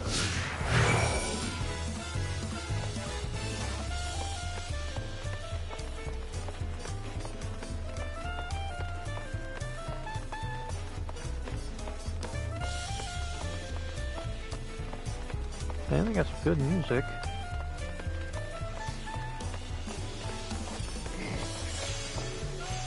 People already crafting.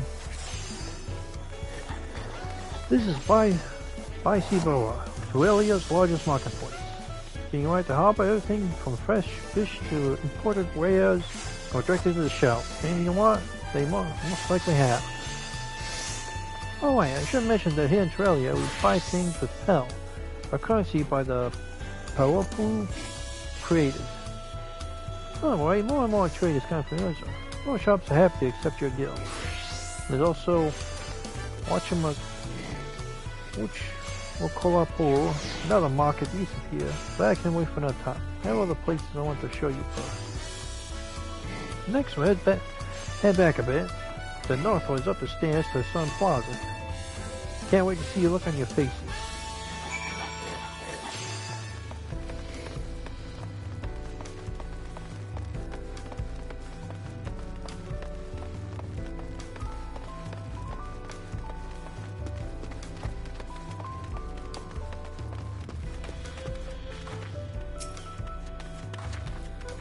What do you think of that, huh?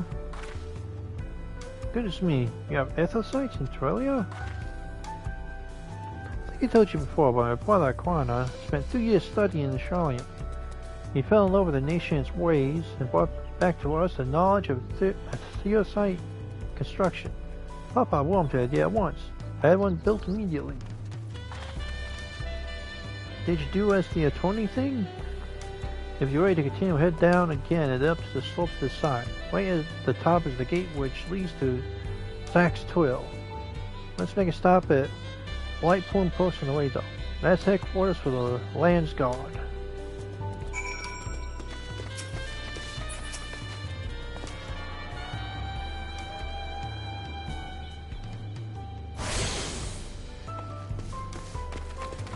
Yeah, I like the design of it too.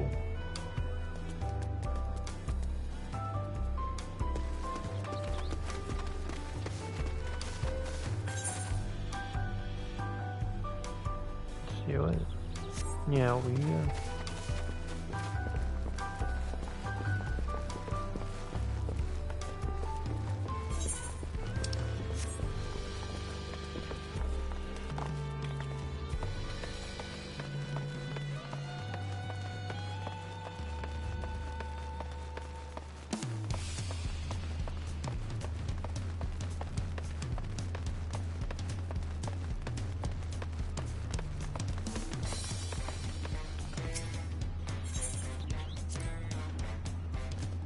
We have a lot of narrow, wandering streets that go up the sides of the mountain.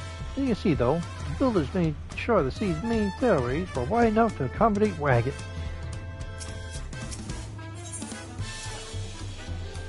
Trudging up down all these slopes and stairs is exhausting, so now why a wolf might gets our endless endurance.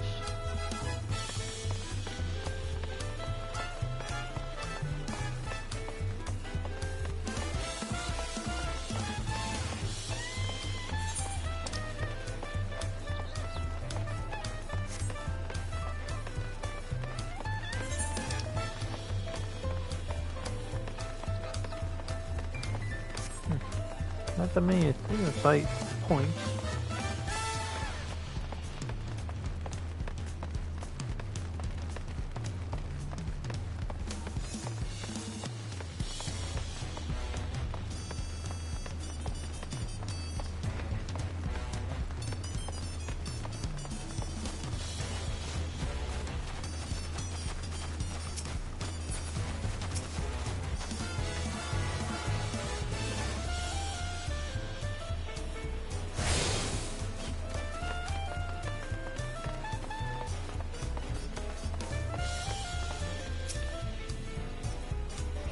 Here we are, White Plume Post. Soldiers stationed here are responsible for defending Torellia and preserving the peace.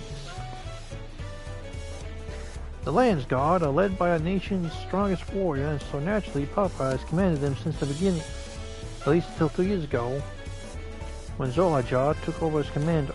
That is no empty honor. It seems the first palm succeeded equal to his Darso in material martial strength. Meanwhile, have you managed to... Well, I'll discuss my brothers and their accomplishments later. Alphanoa and Azley should be around here too. Come on, it's time to show you the Sky Gate. It's right at the northern end of Ptolemy Match.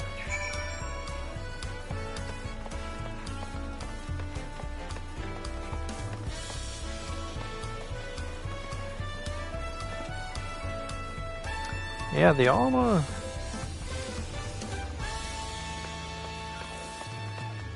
Love the new armor.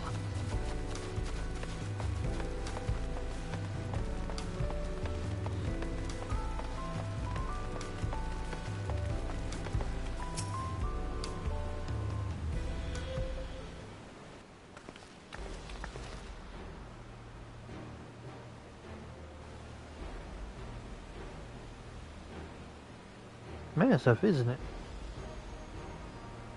On the other side is an equally massive bridge to match. Both are constructed by a race of giants, the Hukra. Strictly speaking, Tual is actually two separate continents. Uktual, the southern lands of the mother, and Zaktuel, the northern lands of the father, which lies beyond the bridge. Legends say it used to be one great landmass, But long, long ago, the two gods fought a titanic battle, and one threw the other to the ground. The impact was so devastating that it split the continent in twain. A familiar sounding tale, and put the mind of conflict between Heidelin and Zodiac. Beginning back to Zactuel, those lands are also part of the Trillian nation, correct? That's right. Isn't my father incredible? He united the people of two continents into a single nation. The many clans of Tyrell have been at war for generations. It's only when Papa traveled the lands and put a stop to the Moray conflicts that we finally had peace. And that's the main reason I want to win the throne, so I can preserve the peace he built.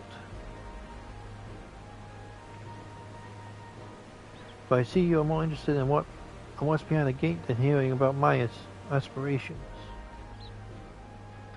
Crossing the bridge at Zactuel requires a special travel path. Unfortunately, I won't issue any new permits till the right succession is over.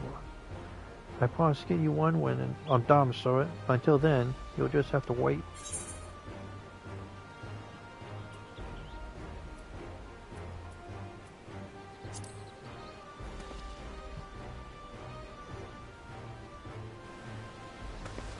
You really mean that? Well, if anyone stands between you and the adventurer.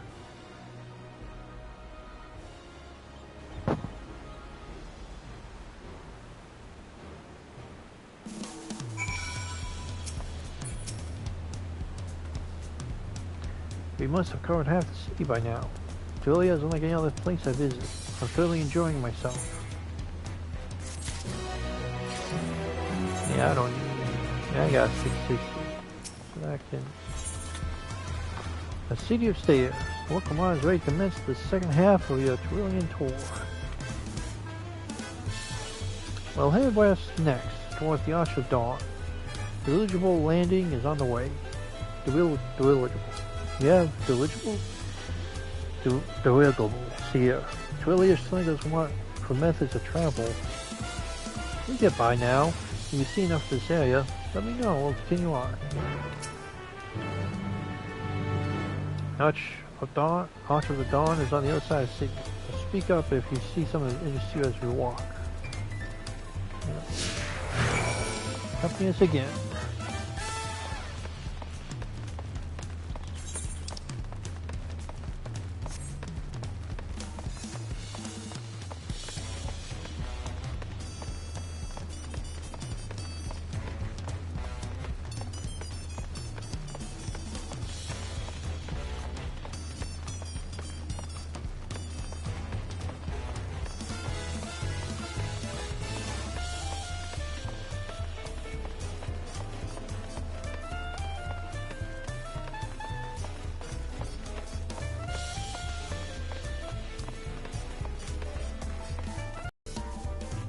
I'm still trying to perceive how one did it when they were first making the bridge of Zactuel to appease the gods who slumber in the great ocean trench.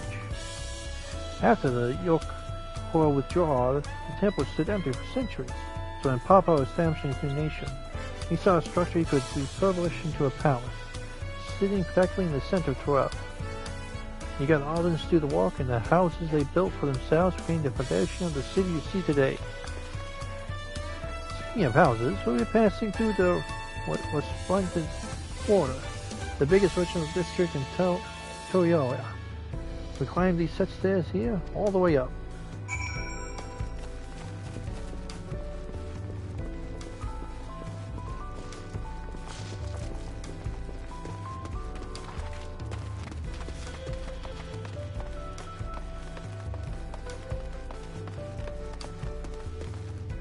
Oh, we do a baby.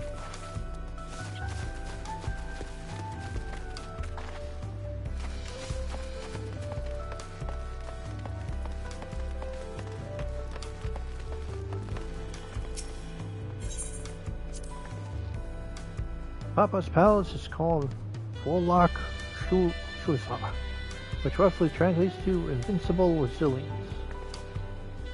You probably wanted to take a closer look, but we'll be coming back here later. Let's move on for now.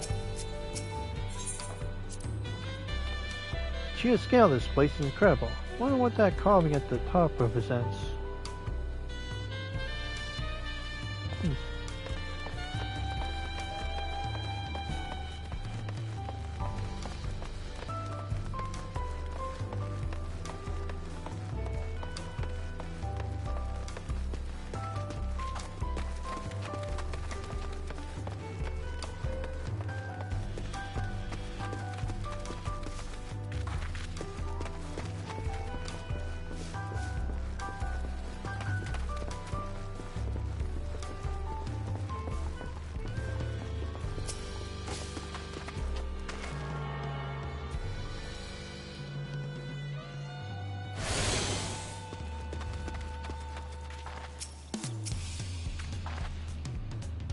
So this is the resplendent quarter.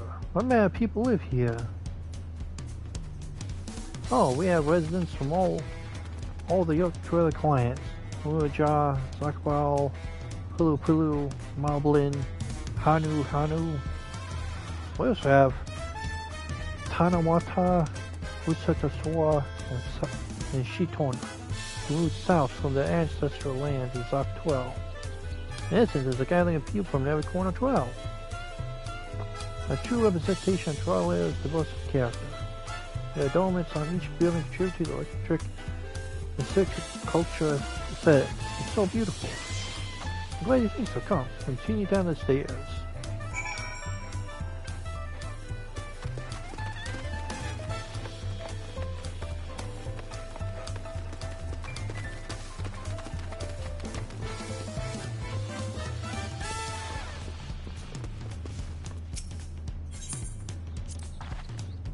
That big drum is called the Dawn Held. They play it for formal occasions, like when honoring the land's god returned from a dangerous duty.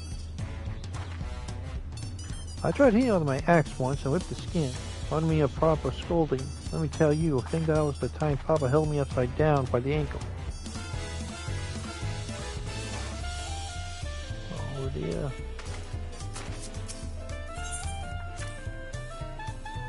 I never seen such an enormous drum. Look at whatever used to be such an interest in it.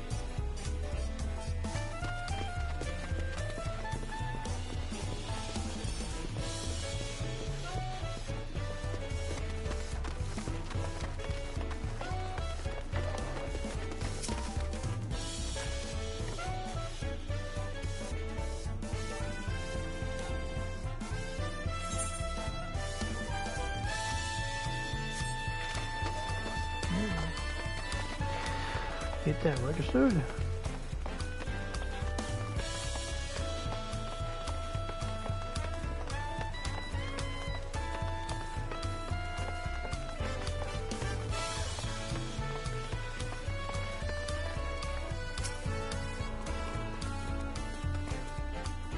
And here are dirigibles. Not bad, huh? I know they should use airships to tell the sky. We only find balloons in Terralia. Grab them for the exact same reason as the other sites. Colonel brought back the plans from Charlian, and Papa thought them fantastic and commissioned their construction. This was around 3 years ago. Since that time, we've added flights to other settlements. Trade with frontier communities has never been easier. That's nothing about dirigibles. The Arch of the Dawn awaits.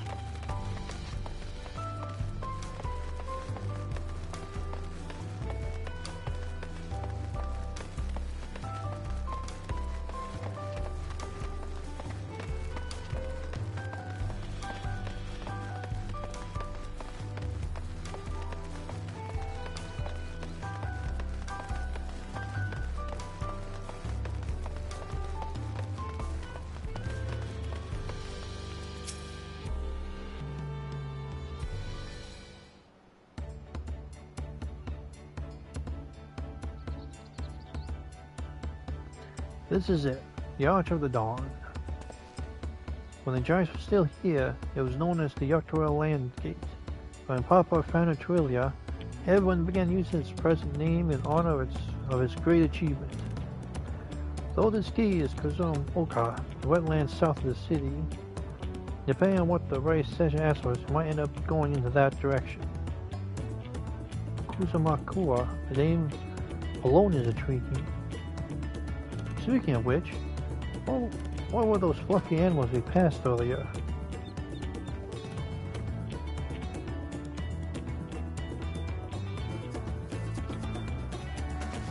Ah, those are alpacas. Fearsome four-legged beings.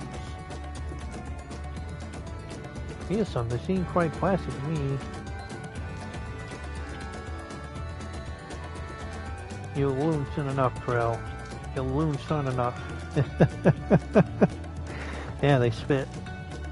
But forget the alpacas, I have something far more important to show you. Come on.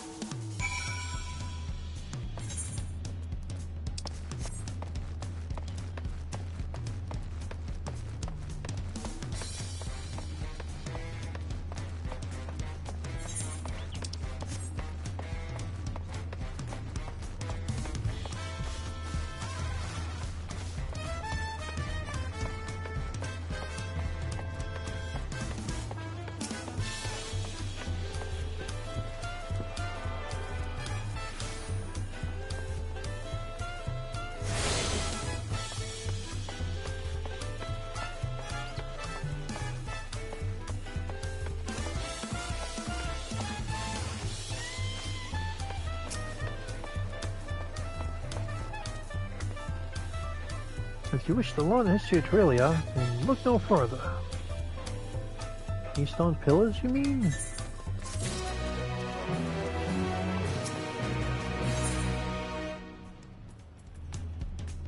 Yeah, still 645. Siege and stone. Really, we got stone pillars here. Seriously. What is special about these pillars, if I may ask? At a glance, they may look like ordinary stone decoration. But if you take a really good look, you'll see there's something much more interesting.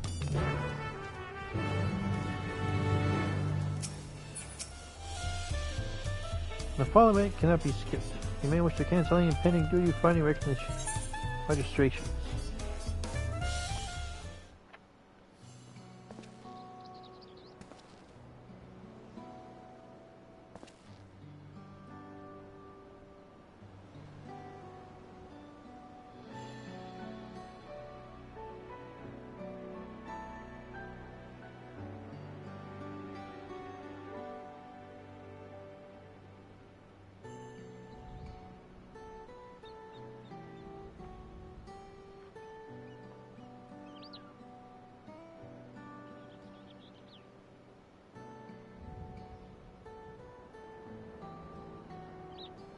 Pictures? No wait, these are glyphs.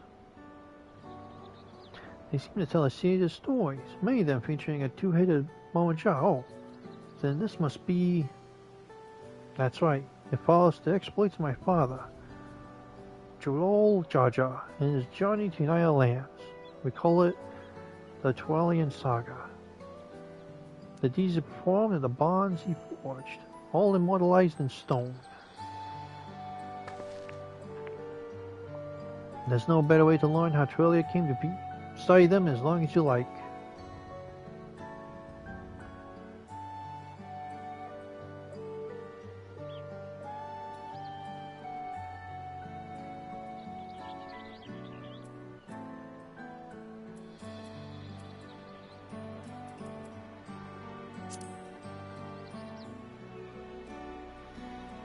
This pillar tells the lay of the Brotherhood. It depicts the scene where Papa granted the audience to the foreign explorer, Kite, something. I can never remember the name. You mean Kite Wanab? Kite Wanab. Oh, that's the one, Kite Wanab. Why Aurelia is what prompted Papa to embark on his own journey. It's said that the two Guru would be close friends, brothers in spirits, if not in blood. But no one knows what became of the explorer in later years. Quintoram disappearance is a mystery to yours as well. Like I say, he traveled between our land and yours as well, but it is assumed he was lost at sea.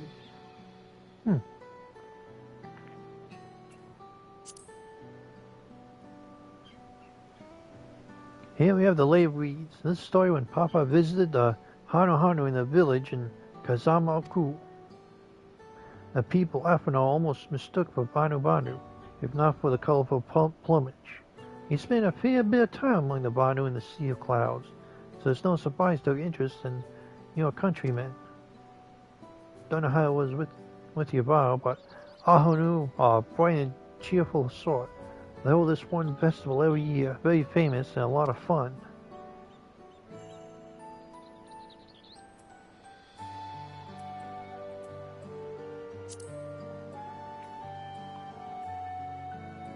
This one recounts the lay of past. As you can probably tell, the figure depicts here is of the Sabakal, like me.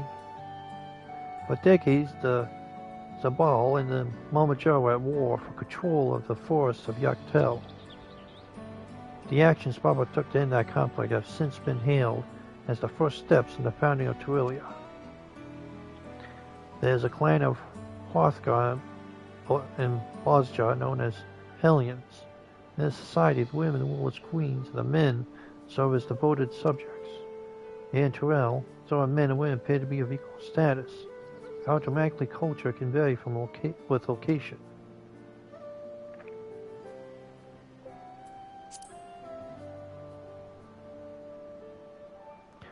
Let's see, this is the one of Leia Potts, which depicts the Marvelins of Kazamaku. They might wear odd masks and sound weirdly muffled when they talk, but the gold and silver they sell is the best you'll find anywhere. Mulligan goods are the standard when it comes to gift giving. Clearly, the Bar aren't the only people with distant Trillian counterparts. If we're done with the first half, we can move on to the second.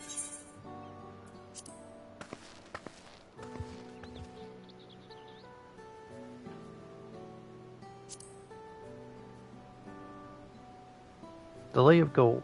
This pillar shows one of the Palu Palu, whose homeland is in Ukupacha. Having created our currency, the Pulu are rightfully known as the Merchant Clan. They oversee Tuelia's markets, and their traveling peddlers are a common sight no matter where you go in Tuel. Don't let their size fool you, they might be mistaken as children, but beneath their beaked masks, they're clever and calculating traders.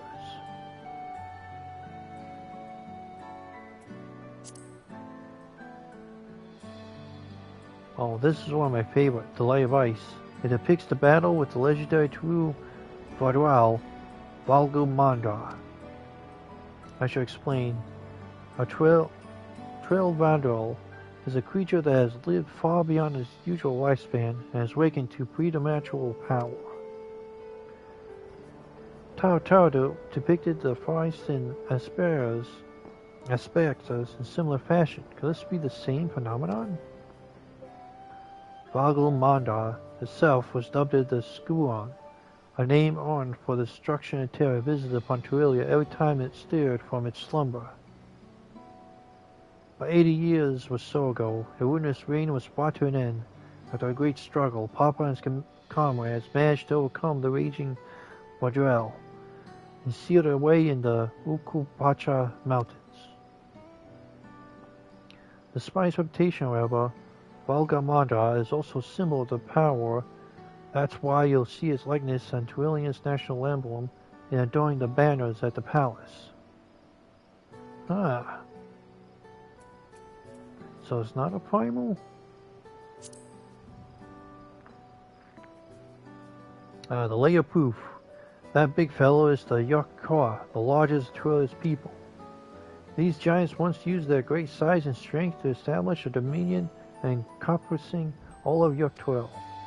Having brought the southern reaches to heel, they then turned northwards, setting their sights in Zaktuel.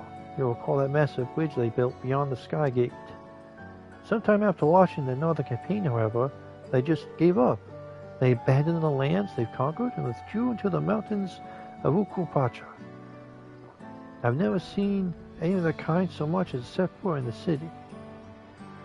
This was a people with the power and resourcefulness to raise a temple on a mountaintop, build a bridge across the sea of stone, or to move them to renounce their ambitions and their place in early history. Yeah, good question.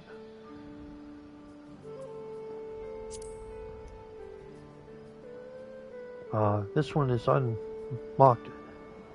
Papa says he left a blank pillar for the next chapter to Ellie's history, whatever that might be. Had your fill of history then?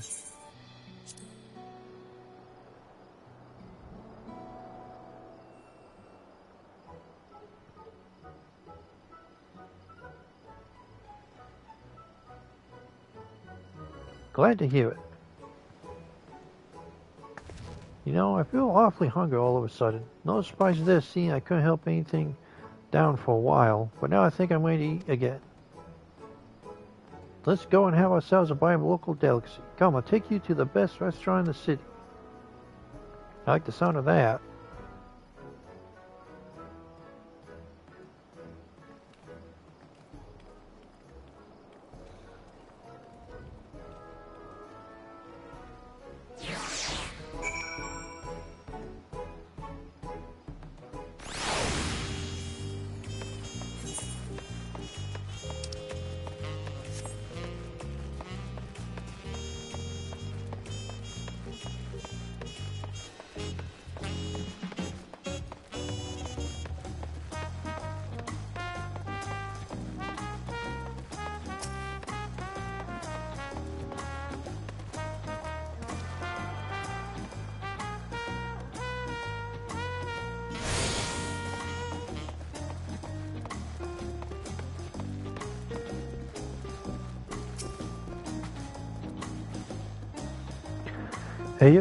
Have you ever had tacos?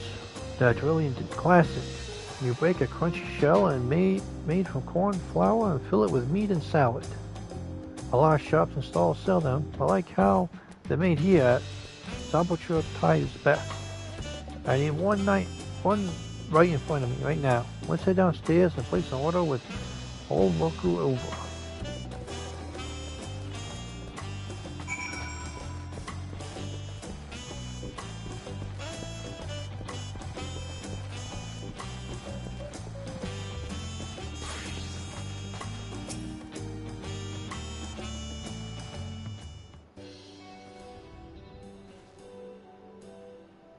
Brookevo!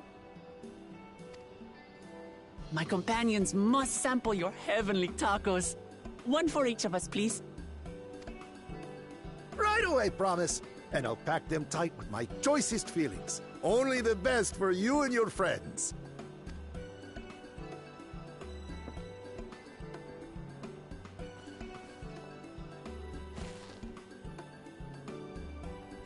Did you hear the serivce girls are back? Seems their overseas foray ended in disaster. More than half their warband is missing, including their leader. Aye. And now keen to rebuild their broken reputations, the survivors seek the Golden City. A fool's errand. How many hopefuls have disappeared in search of that fable? They should count their lucky stars they came home alive at all.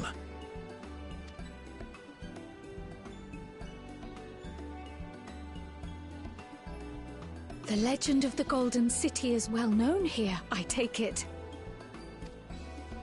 It is, but as no one's ever seen it, many question if there is any truth to the tale. Like our skeptical Erinville. I can't imagine the Dawn Servant would request a formal survey for a place that doesn't exist.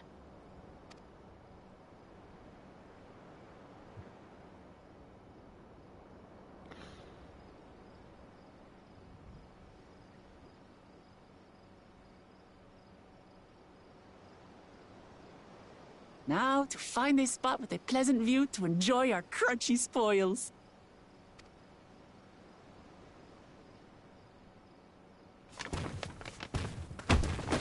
Oh! Oh! Not the food.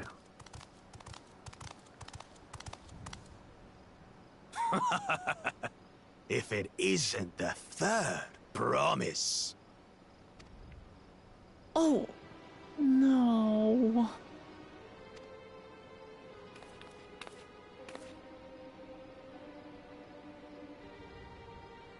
I don't know these ones. New salt. Dredge from foreign waters is my guess, brother. Of course, that's it. Woklamat is so afraid of the coming contest that she went crying for special help. Was there something you wanted, Bakul Jaja? The third promise remembers us! Such an honor! Glory on your name, brother. And on yours, brother. I know my rivals for the throne. Nothing more. Another child of the Dawn Servant? No, this brute. We have no ties to their farce of a family.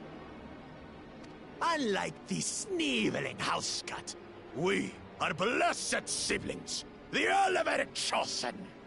We alone are fit to succeed Golul Jaja as Dawn Servant. All peoples are equal in Tulihiola. Your heritage gives you no greater claim to the throne. Ha! Shall we test that idea here and now? See if your strength is equal to ours.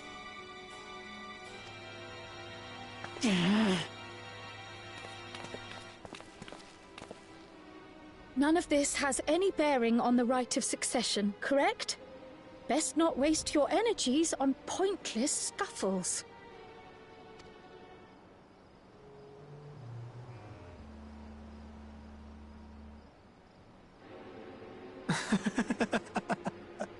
The kitten comes to the house cat's defense. Pathetic. Since when was our nation overrun by mewling weaklings? Listen to me, you.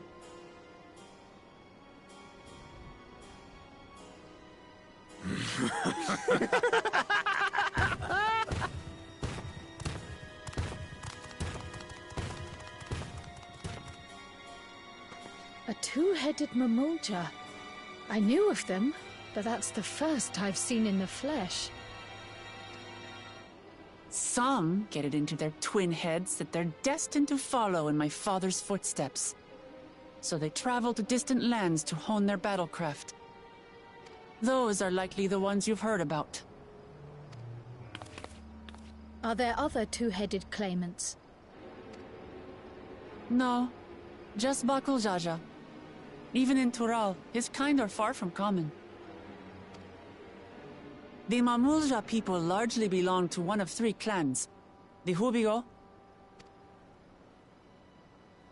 the Bunewa, and the Dopro.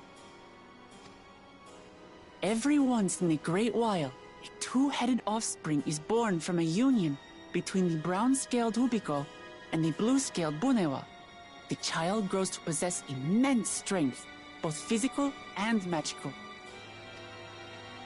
Blessed siblings indeed.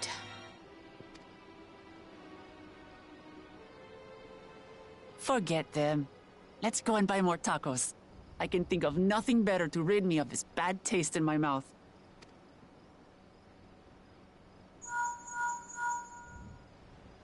Enjoying your tour of the city, I trust. We've seen our share of notable sights and took a moment to rest. As such, we're ready to present ourselves at the palace for the rite of succession. Shall we meet you there? The palace it is. I'll let Woklamat know. Destiny calls. Perhaps we can return for more tacos later? So it goes.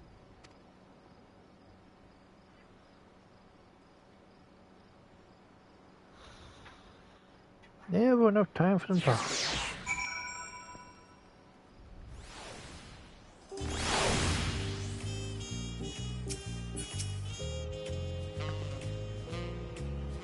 I was looking forward to trying some authentic Trillian cuisine.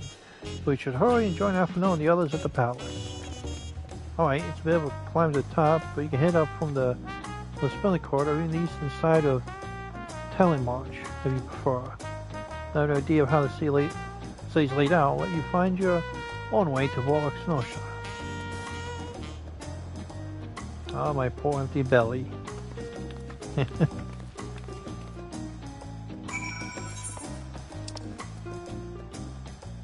that's the one. Yes, I didn't atone to.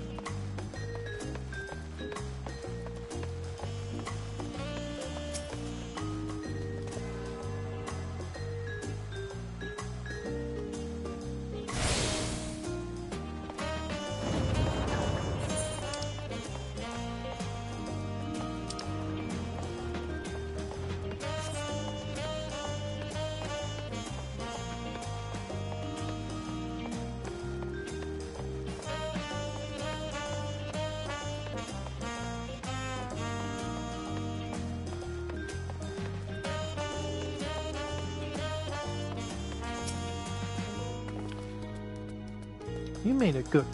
Then we're all here. I'm still hungry enough to eat a whole roasted lullaby, but the contest won't wait for us forever.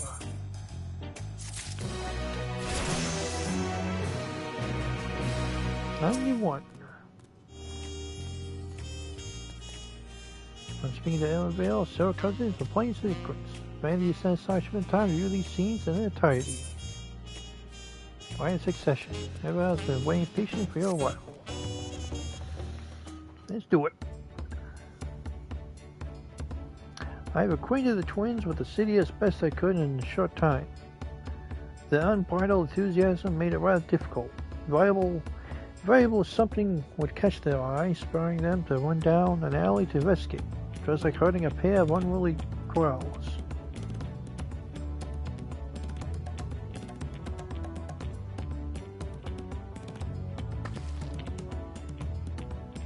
Honestly, not too well. Surely had the same effect on me. Right then, now it's time we saw the inside of the palace. Papa want to know I'm home and to meet the allies I've chosen. Given how impulsive he is, though, there's no telling what we might be in for.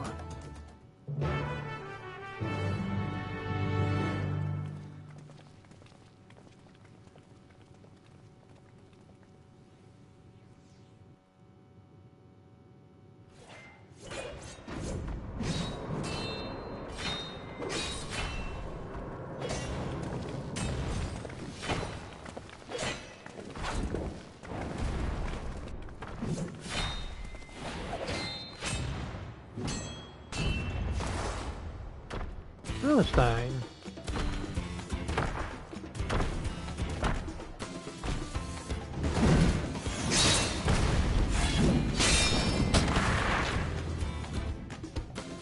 Estinian? When did he get here? More to the point, why is he here? Oh, you know this man? Whenever my father spots a promising opponent, he invites them to Sunpurge to duel. Pressing duties or no, he can't resist a good fight. So the one Estinian is crossing blades with.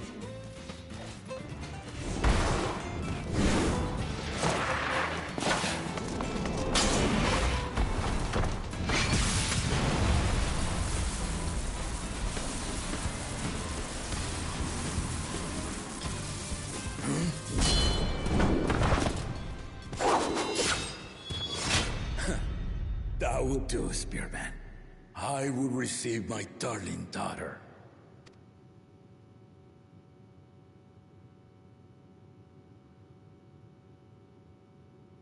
Know that you are the strongest I fought in many a moon, if not longer. It is the privilege of a life long lived to face such a formidable soul.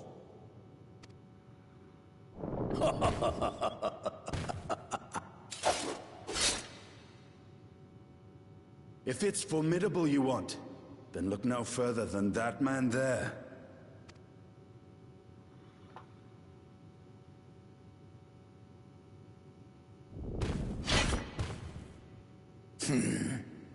I see you, warrior.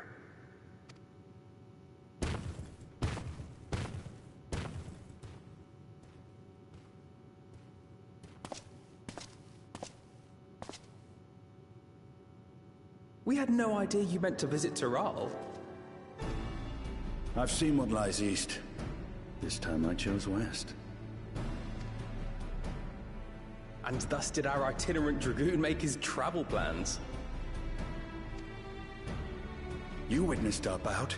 If you thought he was fearsome, that was with one head dozing.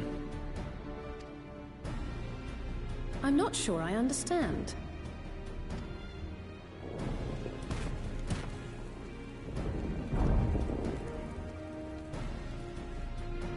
The old man has been feeling his years. The uncovered side is the head of resolve, and age.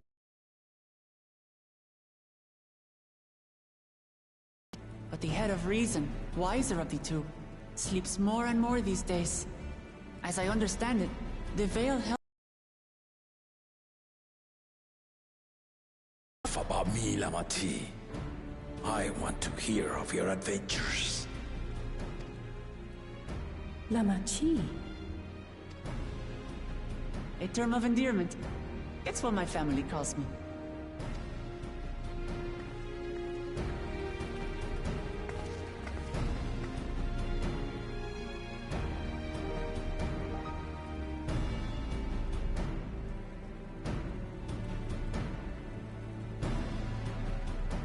Oh.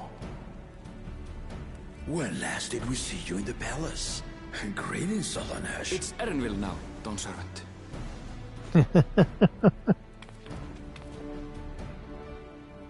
I took the name while abroad, and have since grown accustomed to it. Erenville, then. And these others? I assume are Lamati's recruited allies.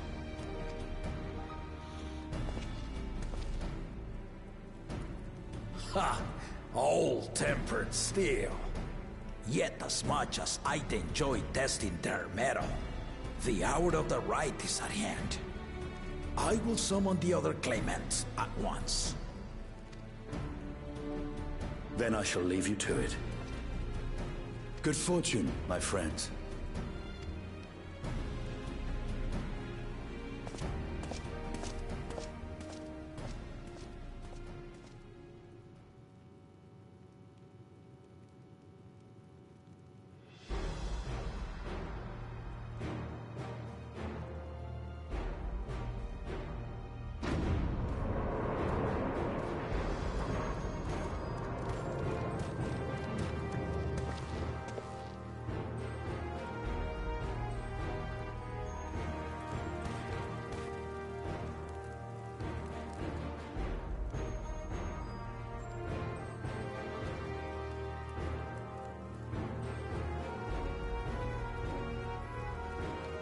The claimants are assembled.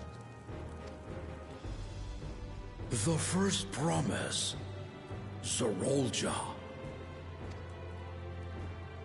The second promise, Ona. The third promise, Uklamat.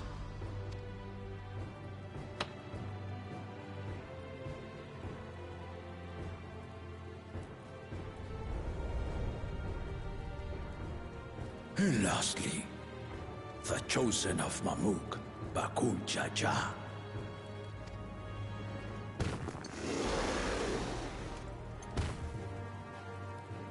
You four will compete in the rite of succession, the outcome of which will decide who takes my place as Dawn Servant.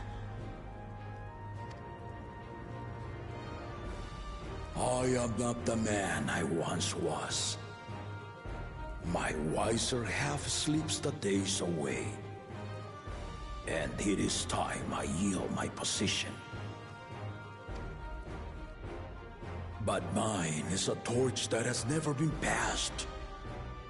Tuliyola is young, and so I look to the always for inspiration.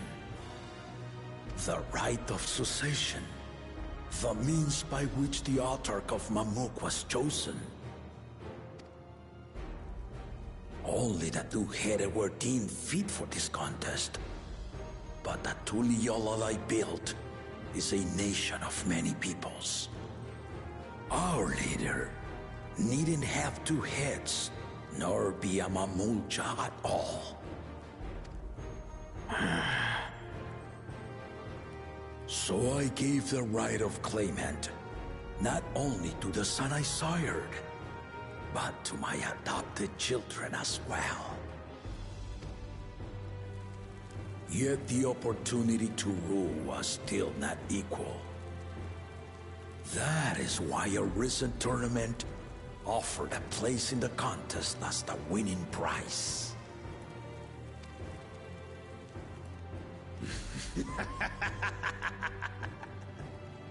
Now you have us to compete against.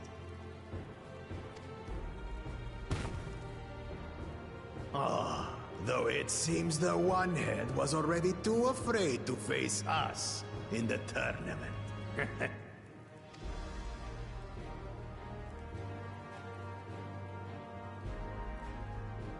Our brother was in Shock Tural leading the Landsguard on a campaign to eradicate a Tural Vidral. Anyone with sense would know he was too busy for games.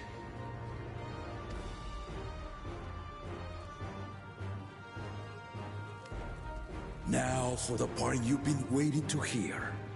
The nature of the contest itself.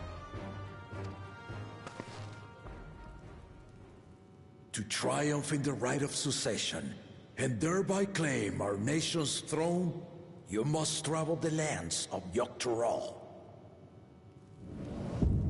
and find the City of Gold.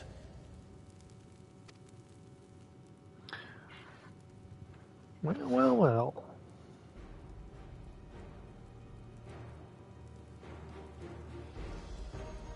If I may, Father. Speak, Kona. The Golden City is an ancient Turali legend, but after so many failed attempts to find it, the story has become more fairy tale than fact. If you would charge us with such a quest, are we then to assume you have proof of the city's existence? I offer us proof my unbroken word, for I have seen it with my own four eyes.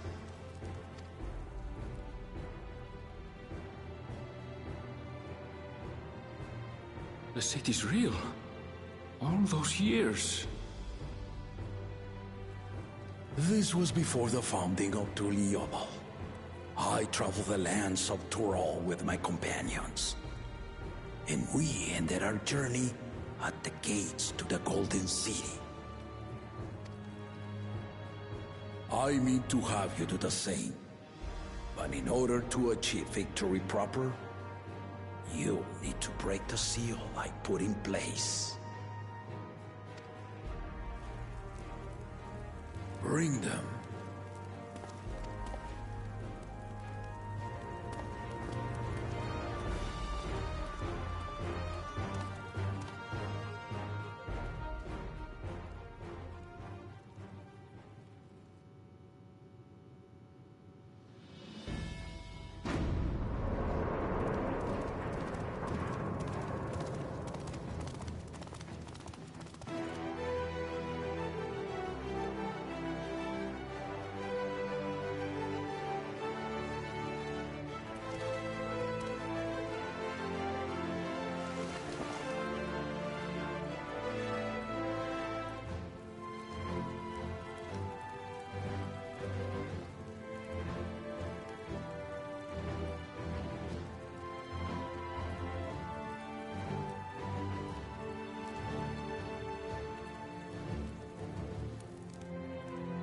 Tuliyola saga. You will retrace the path I walked to unite our peoples, step by step. Along the way, 7 chosen electors will be waiting to measure your worth. Earn their keystones by performing the feats they ask of you. Once you've fitted each of the 7 tablets with the keystone, you'll have the key to unlock the seal on the Golden City's gates. So the contest is in stages, none of which can be skipped by rushing to the ultimate objective. Exactly. Exciting, isn't it? Martial tournaments, hunting festivals, and now this? You do so love your contests, Papa.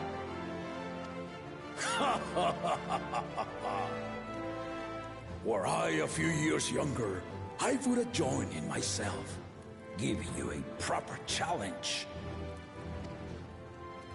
You may think the ride is tedious or nonsensical, or both. But I am yielding our nation's throne. Let me have this final indulgence. A waste of time. Just name Bakunja as successor and be done with it.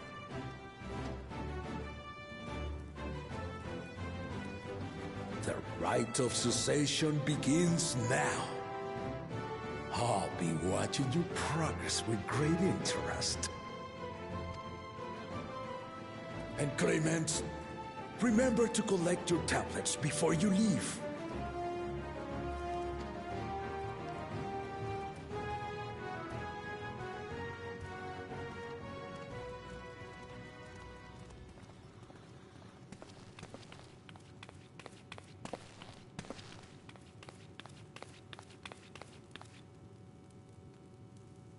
You are one of Lamachi's allies. Speak freely. I am Cryle Baldessian, representative of the students of Baldessian. My name is perhaps familiar to you? Ah.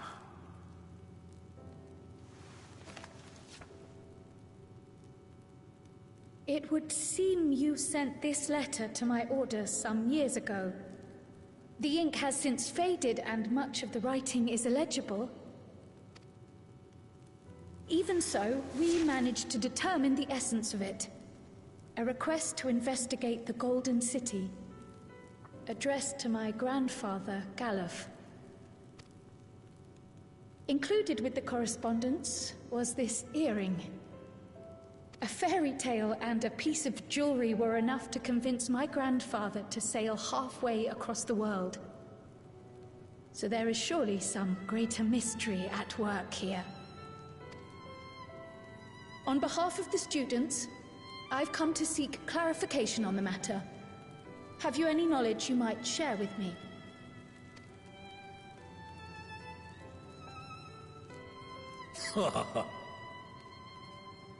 No, not at this time. I have tasked the claimants with finding the Golden City. To fulfill your request would afford one of them an unfair advantage in the right of succession.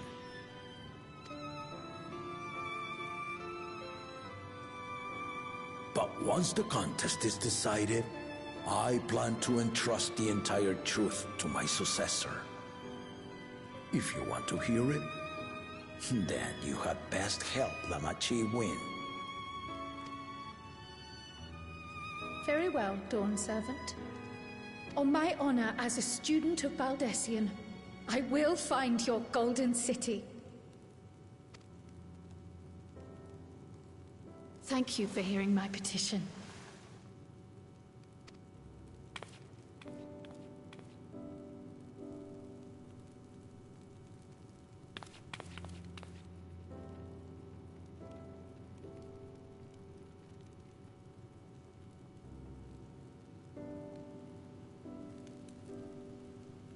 How about that? She's grown into a remarkable young woman. You should be proud, Galov. Yeah, but what happened to him?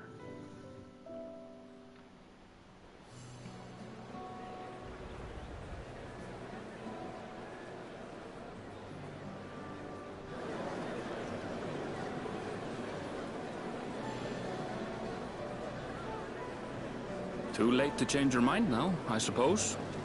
But are you sure you wish to be part of this? Our third promise is not wont to take no for an answer. Though you may have agreed to help, I worry that you were swept up in her relentless enthusiasm. Or perhaps you've been lured by the glory of the Golden City. Either way, this contest for the throne will place you and yours at the heart of political turmoil. If you are second-guessing your decision, tell me now. This may be my last chance to help you withdraw.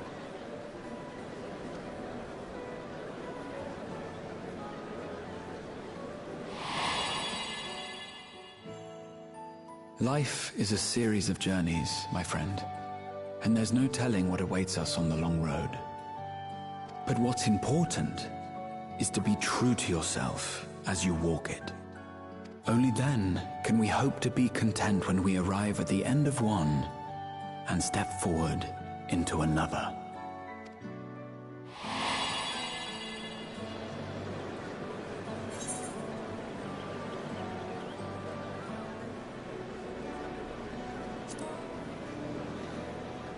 Start this journey, see it to the end. So you are committed to your path? I will speak no more of it then. As for my own involvement, I can no longer conduct myself as a mere guide, I think. Not after the Dawn Servant's revelation.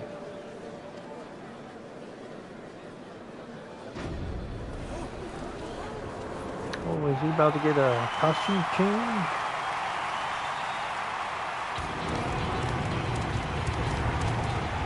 Here they come! It's Serivce! Such a fearsome mien. Make no mistake, there goes Tuliola's mightiest warrior. First promise, our village needs aid. The cold weather stunts our crops, and the children of our village go hungry. Once you ascend the throne, I beg of you, grant my people new lands, please! Serivce. Take heart, tiller of the soil. The Resilion's son, blood heir to the Dawn Servant, has heard your pleas.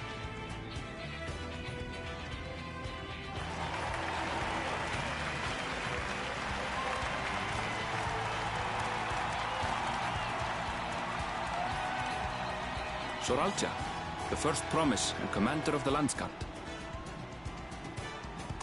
Serivce, the palace seer.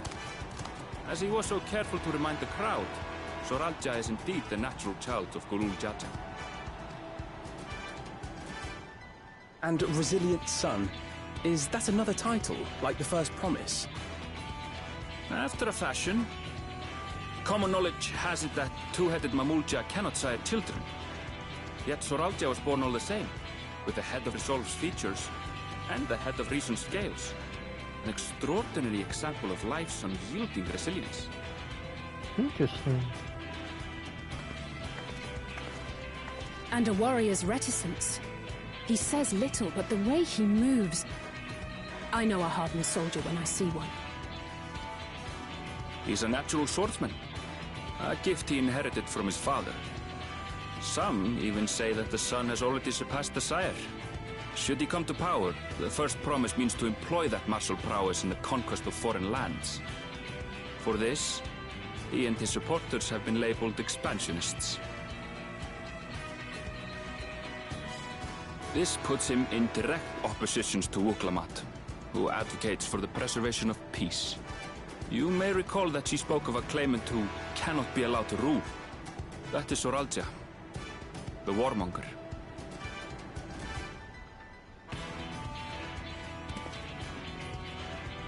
Cryon, are you all right?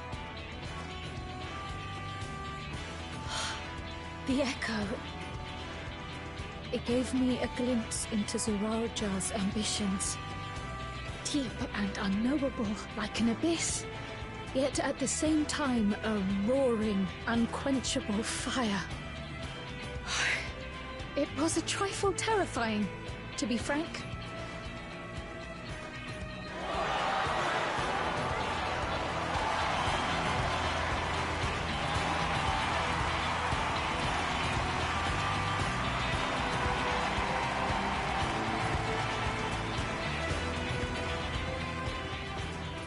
Second promise! You must bring us more marvelous conveniences!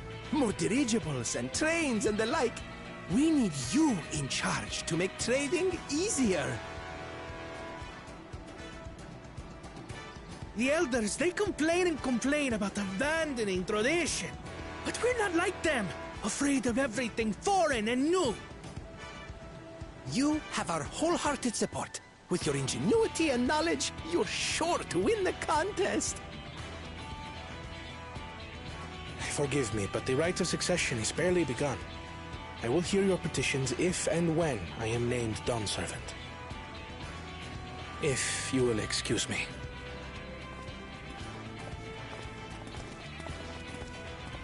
Plain spoken, as always. That's Arcona. Practical to a fault.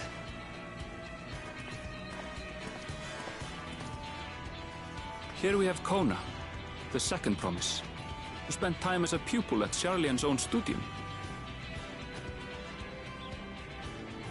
Now that you mention it, I think I did see him in the halls once or twice. There was nothing to suggest he was Turali, much less from a royal family. That was by design. He forwent his usual garb and took an Eorzean name to avoid attention. So it was Kona who introduced the dirigibles. And the railway too, given what we just heard. In furtherance of his goal, to enrich Tuliolal with every bright notion he learned of in Sharlian. He is the hope of those who prize innovation. As aloof as he may seem, Kona and Wuklamat actually get along rather well. They bicker and banter as only close siblings do.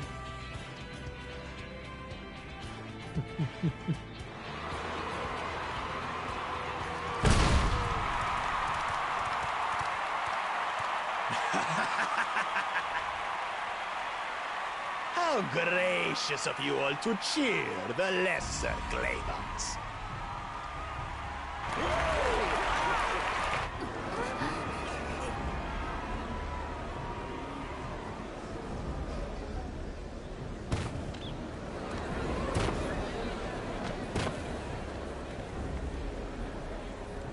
Oh, come now.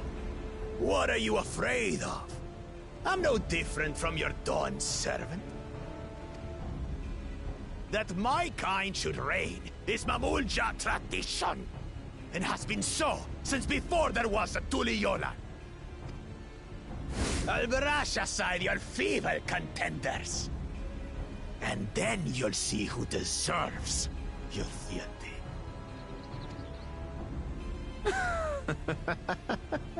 Well said, brother.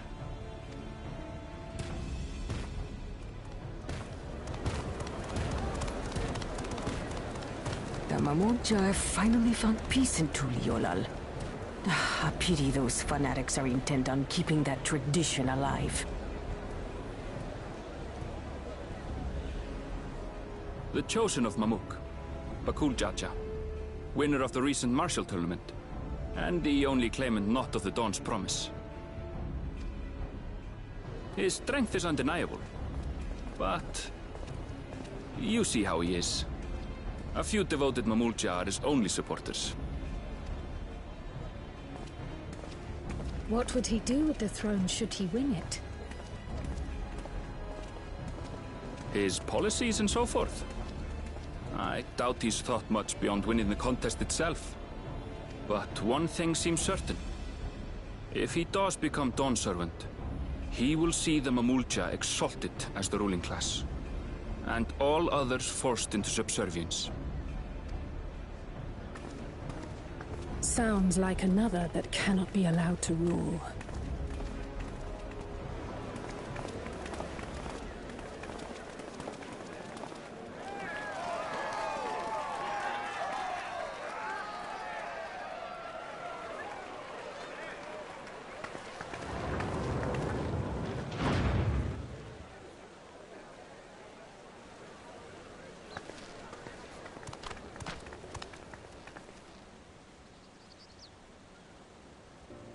We wish for one thing and one thing only, Third Promise.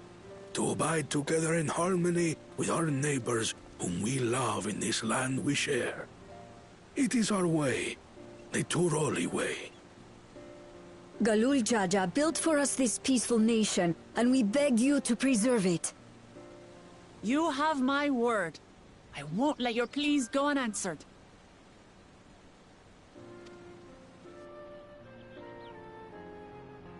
Until Tuliolal was founded some 80 years ago, this continent was ravaged by war. The eldest among us remember that dark era, and they are Wuklamat's most ardent supporters. Apologies, it's hard to get away. This is Namika, my childhood nursemaid. She's been like a mother to me my whole life. I told her it wasn't necessary, but she insisted on seeing us off.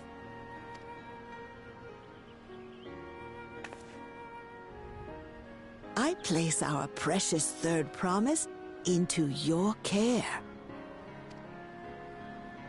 Did you know Wuklamat was taking part in the rite of succession? Of the Dawn's Promise? I thought it was only Zoralja and Kona. If she has any accomplishments to her name, I've yet to hear them. Compared to the two Mamulja, she pales in martial prowess. And then there's Kona, who's far and away the most educated of the bunch. I hate to say it, but it's hardly a competition. It's fine. More than anyone, I understand how much better my brothers are than me. Better? Wuklamat, I have never thought of you as the lesser sibling.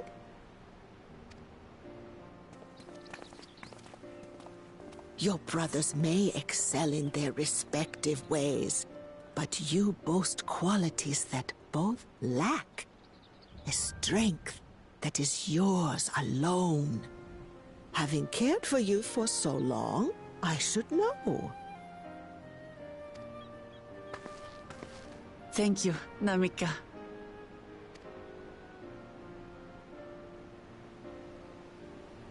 Well, we ought to be on our way. Yes, hurry along. I await word of your victory with bated breath.